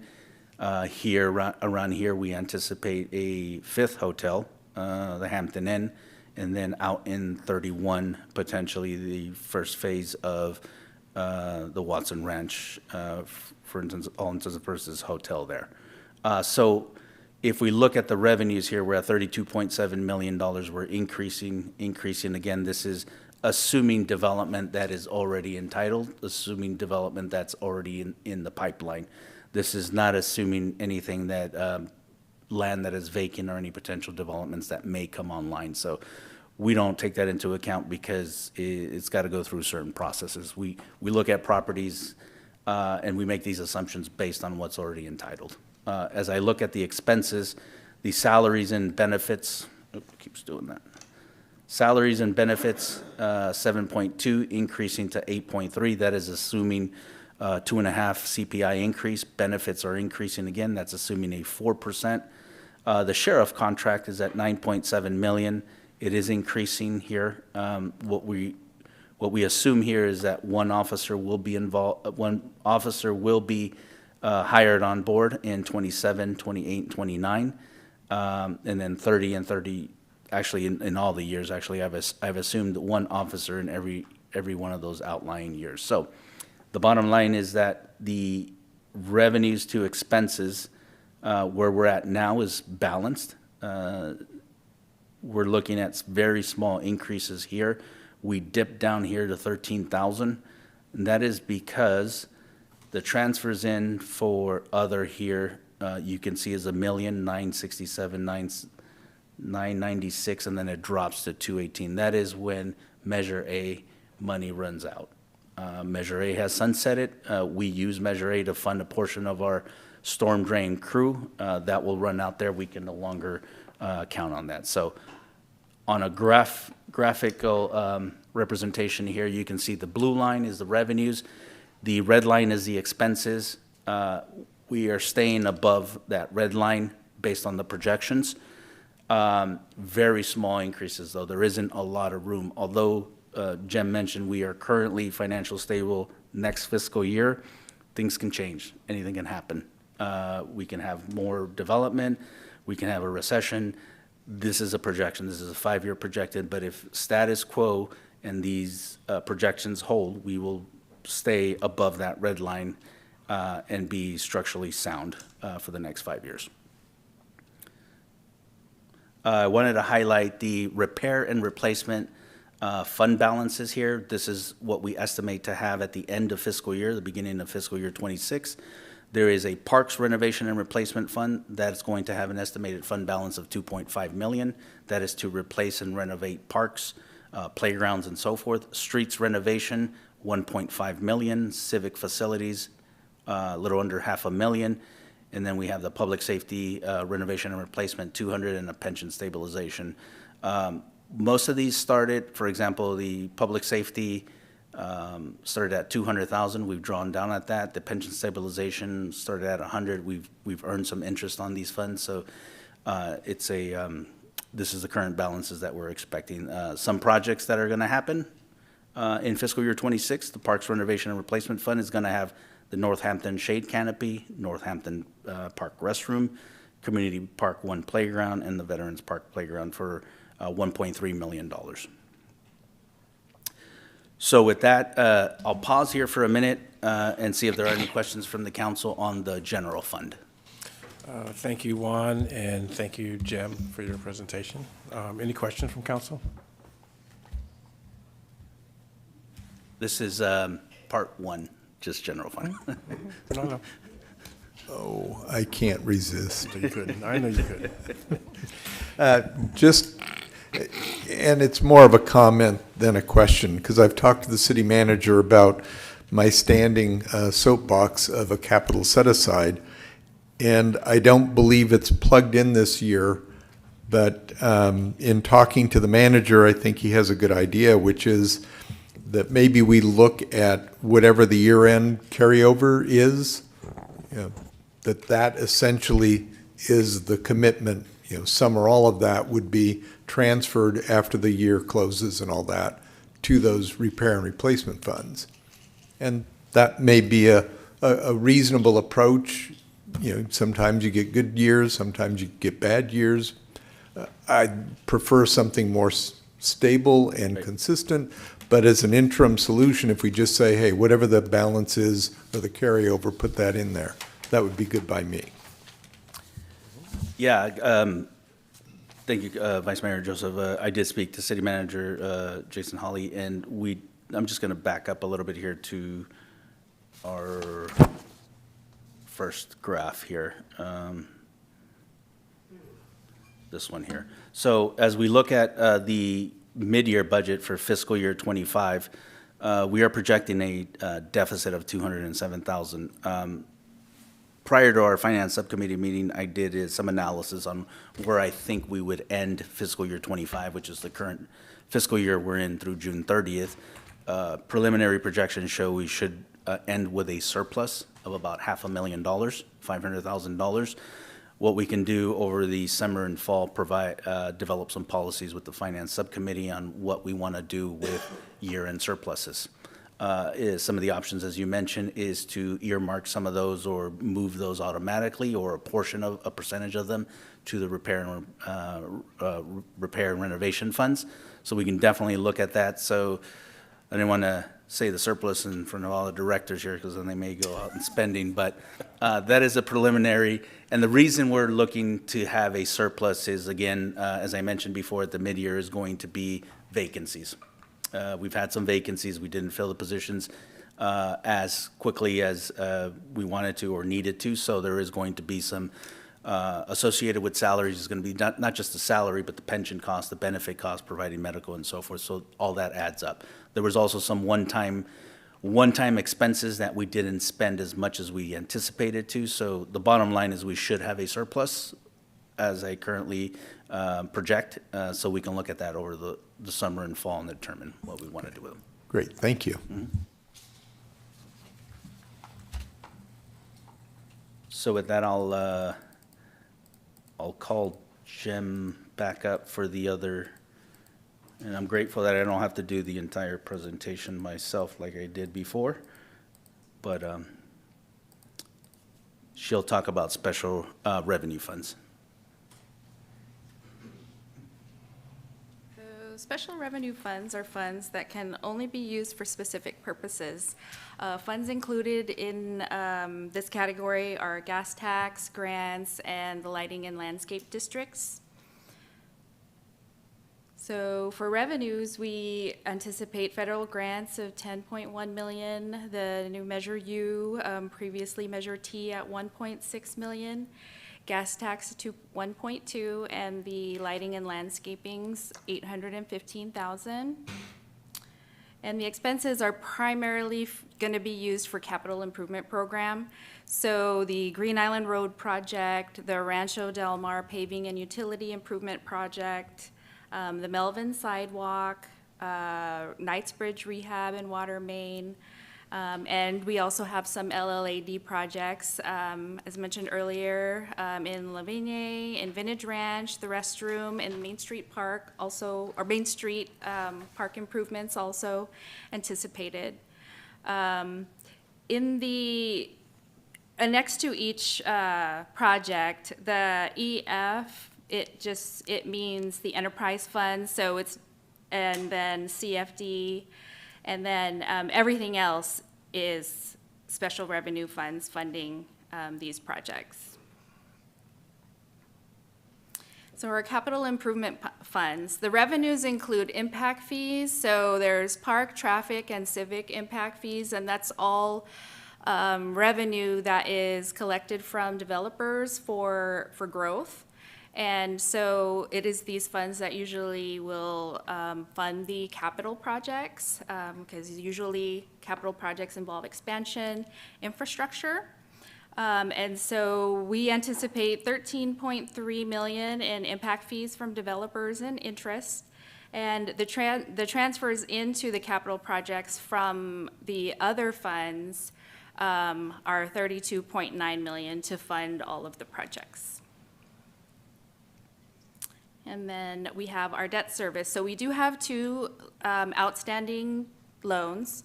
One is our City Hall debt service, and the payment for fiscal year 26 is going to be $469,000. And we do have the NG loan debt service, which is the citywide energy and efficiency project. And the payment for that from the general fund is $38,000 this year. The outstanding balance at June 30 of 2024 for City Hall was $4.2 million, and $4.6 million was outstanding for the NG project. For our water enterprise funds, so this remains operationally balanced with the revenues and expenses at $11 million.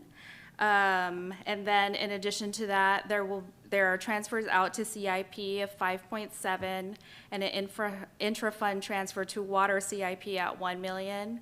The increase of the transfers out from 2.7 million last year is for the Green Island Road project and the Rancho Del Mar project. And then the intra-fund water projects include the Escada project, North Kelly Road project, and the beginning of design phase of the Northampton Water Main project.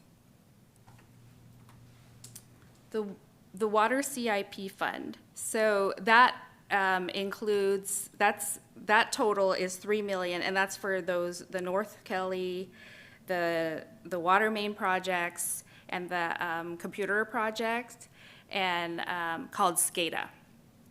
And so that is $3 million, and that's just where we hold the capital projects for the water.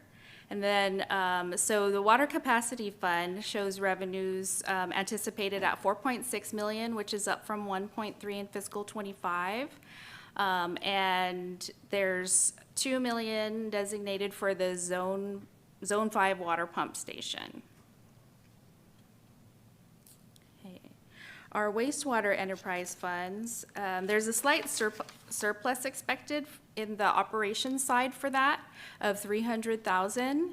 And the wastewater operations also funds capital improvement of 1.6, which is also its portion of the Green Island Road project and the Rancho Del Mar projects.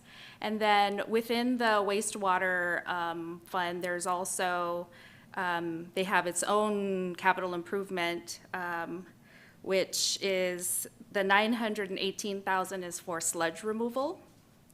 And then also included in the wastewater operations, there's an additional maintenance worker, so an additional full-time employee for a maintenance worker in the wastewater collections. Okay. For the wastewater CIP fund, so there are several projects that are in the works for wastewater. So there's the sewer rehab that goes from Crawford to Donaldson Way. There's the Andrew Road repair, that's carryover from this year. And then the computer project, SCADA, and the Cartagena manhole repair and the sludge removal. And the wastewater capacity fee fund, the revenues anticipated for that is 2.5 million, which is an increase of 168,000 from fiscal year 25. And this includes a transfer out to CIP for that Broadway sewer rehab from Crawfordson to Donaldson of 1.8 million. Okay, and then another enterprise fund we have is a recycled water enterprise fund. It's a new fund that we're still experiencing annual deficits for. We just completed a rate study, and an increase occurred in January of 2025. And so the revenues from that is 645,000, which is about 200,000 more than the previous year. And then with, as the years go by, we should see a full year's result of the change in the rates. The expenses are at 1.4 million, and that includes salaries and benefits. So there we do have employees that are allocated there, and it also includes the general fund support services, the legal, and then 10,000 in legal, and then 38,000 to the building maintenance fund.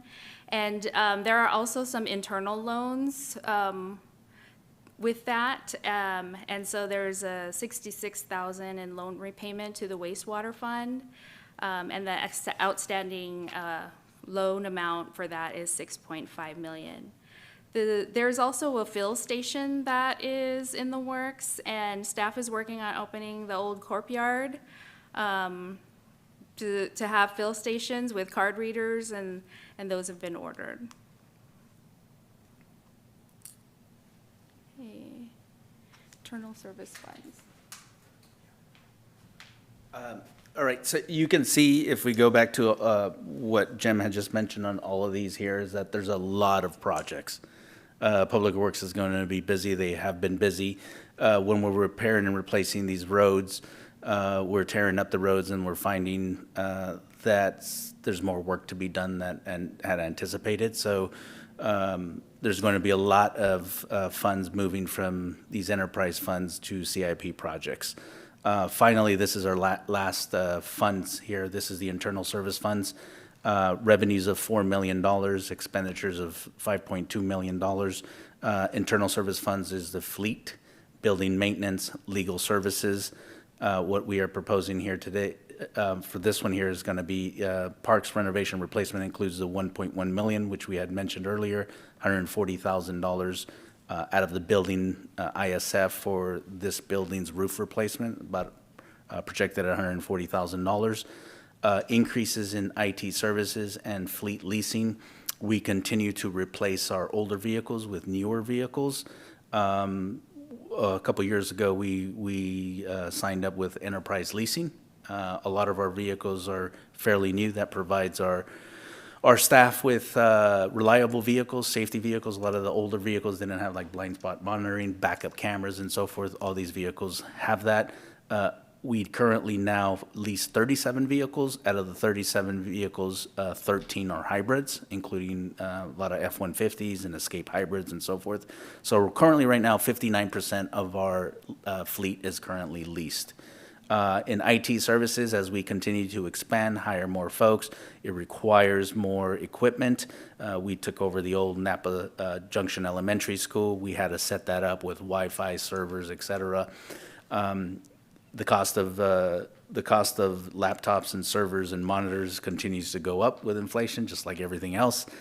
So that's also included in there. And the way the internal service funds work is that The water, wastewater, and the general fund pay these funds for internal services, and then all those expenses associated with each one of those is then expensed from there.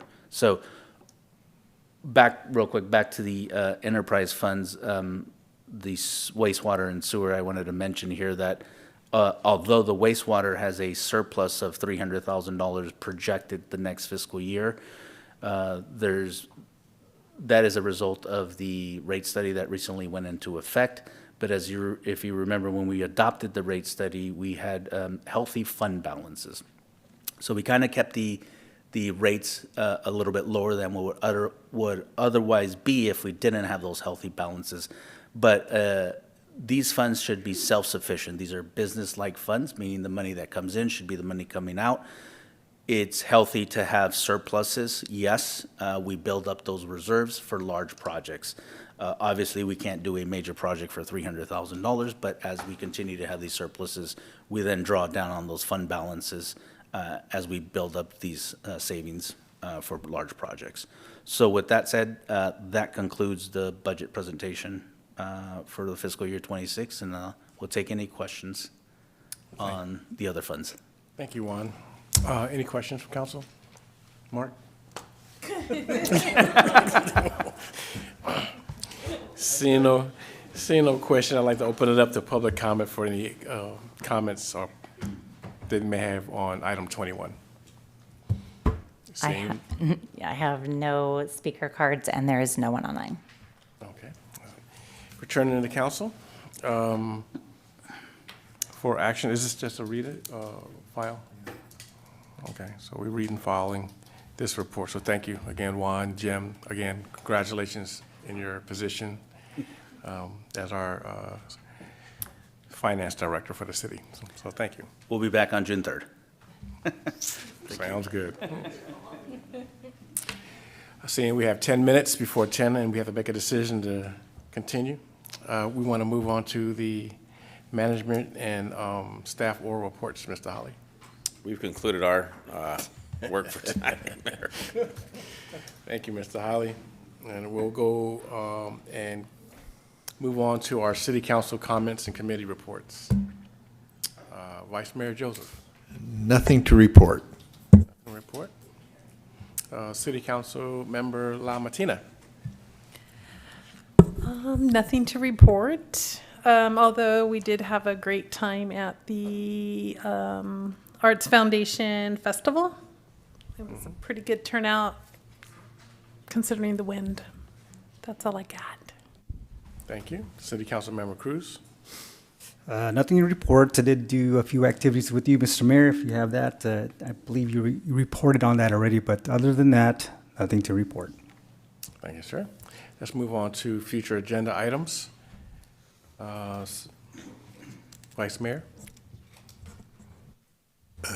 Okay, well, it's to bring back that whole issue about business licenses for performers in particular, but maybe even broaden it to, we seem to have a lot of fees that might be making it difficult for small businesses and home businesses to do well in and thrive. So if we could bring that back for some discussion, preferably on the next June meeting, so that we can deal with the Juneteenth. Then the flip side, I also just wanted to comment, one of the consent items was, I think, a $1.3 million grant to pave Melvin Road, and that it's because we did so well on our housing. And so just to call out the fact that when people complain about why is there so many homes, you know, you can grumble, but at least in this case, it got us $1 million, and that allowed us to pave Melvin Road instead of just putting a sidewalk there. So everything turns out well, and I just wanted to call it out to say, Yahoo, you're getting fresh asphalt.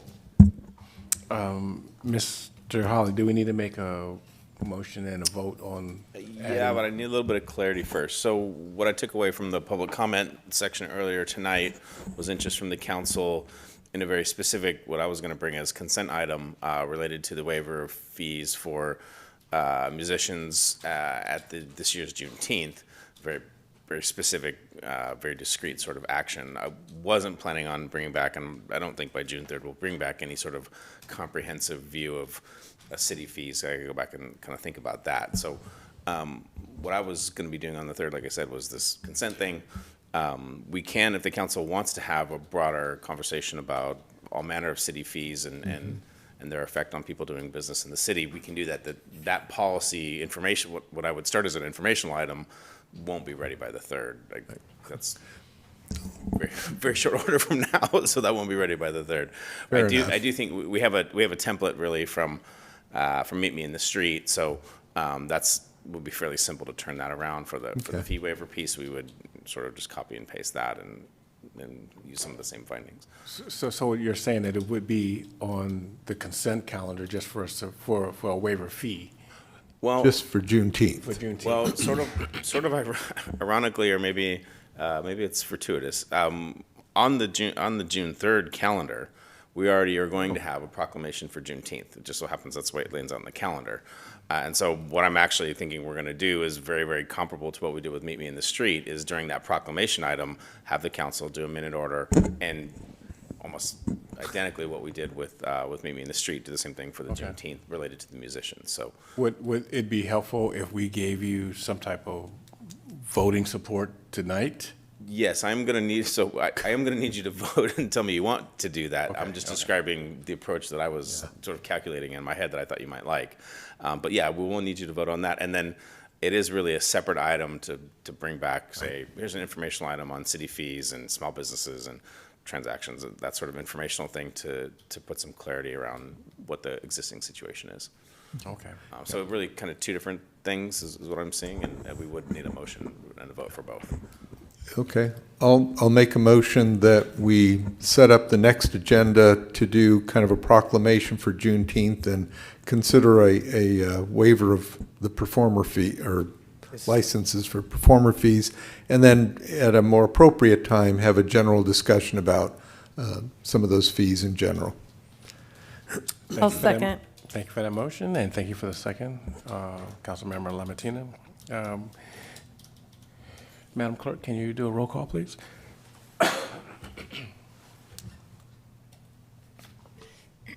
Councilmember Cruz? Yes. Councilmember Lamatina? Yes.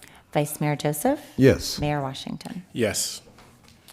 With that done, we have concluded our business for this evening, and we have 4 minutes to spare before 10, and we are adjourned. Good night, American Canyon.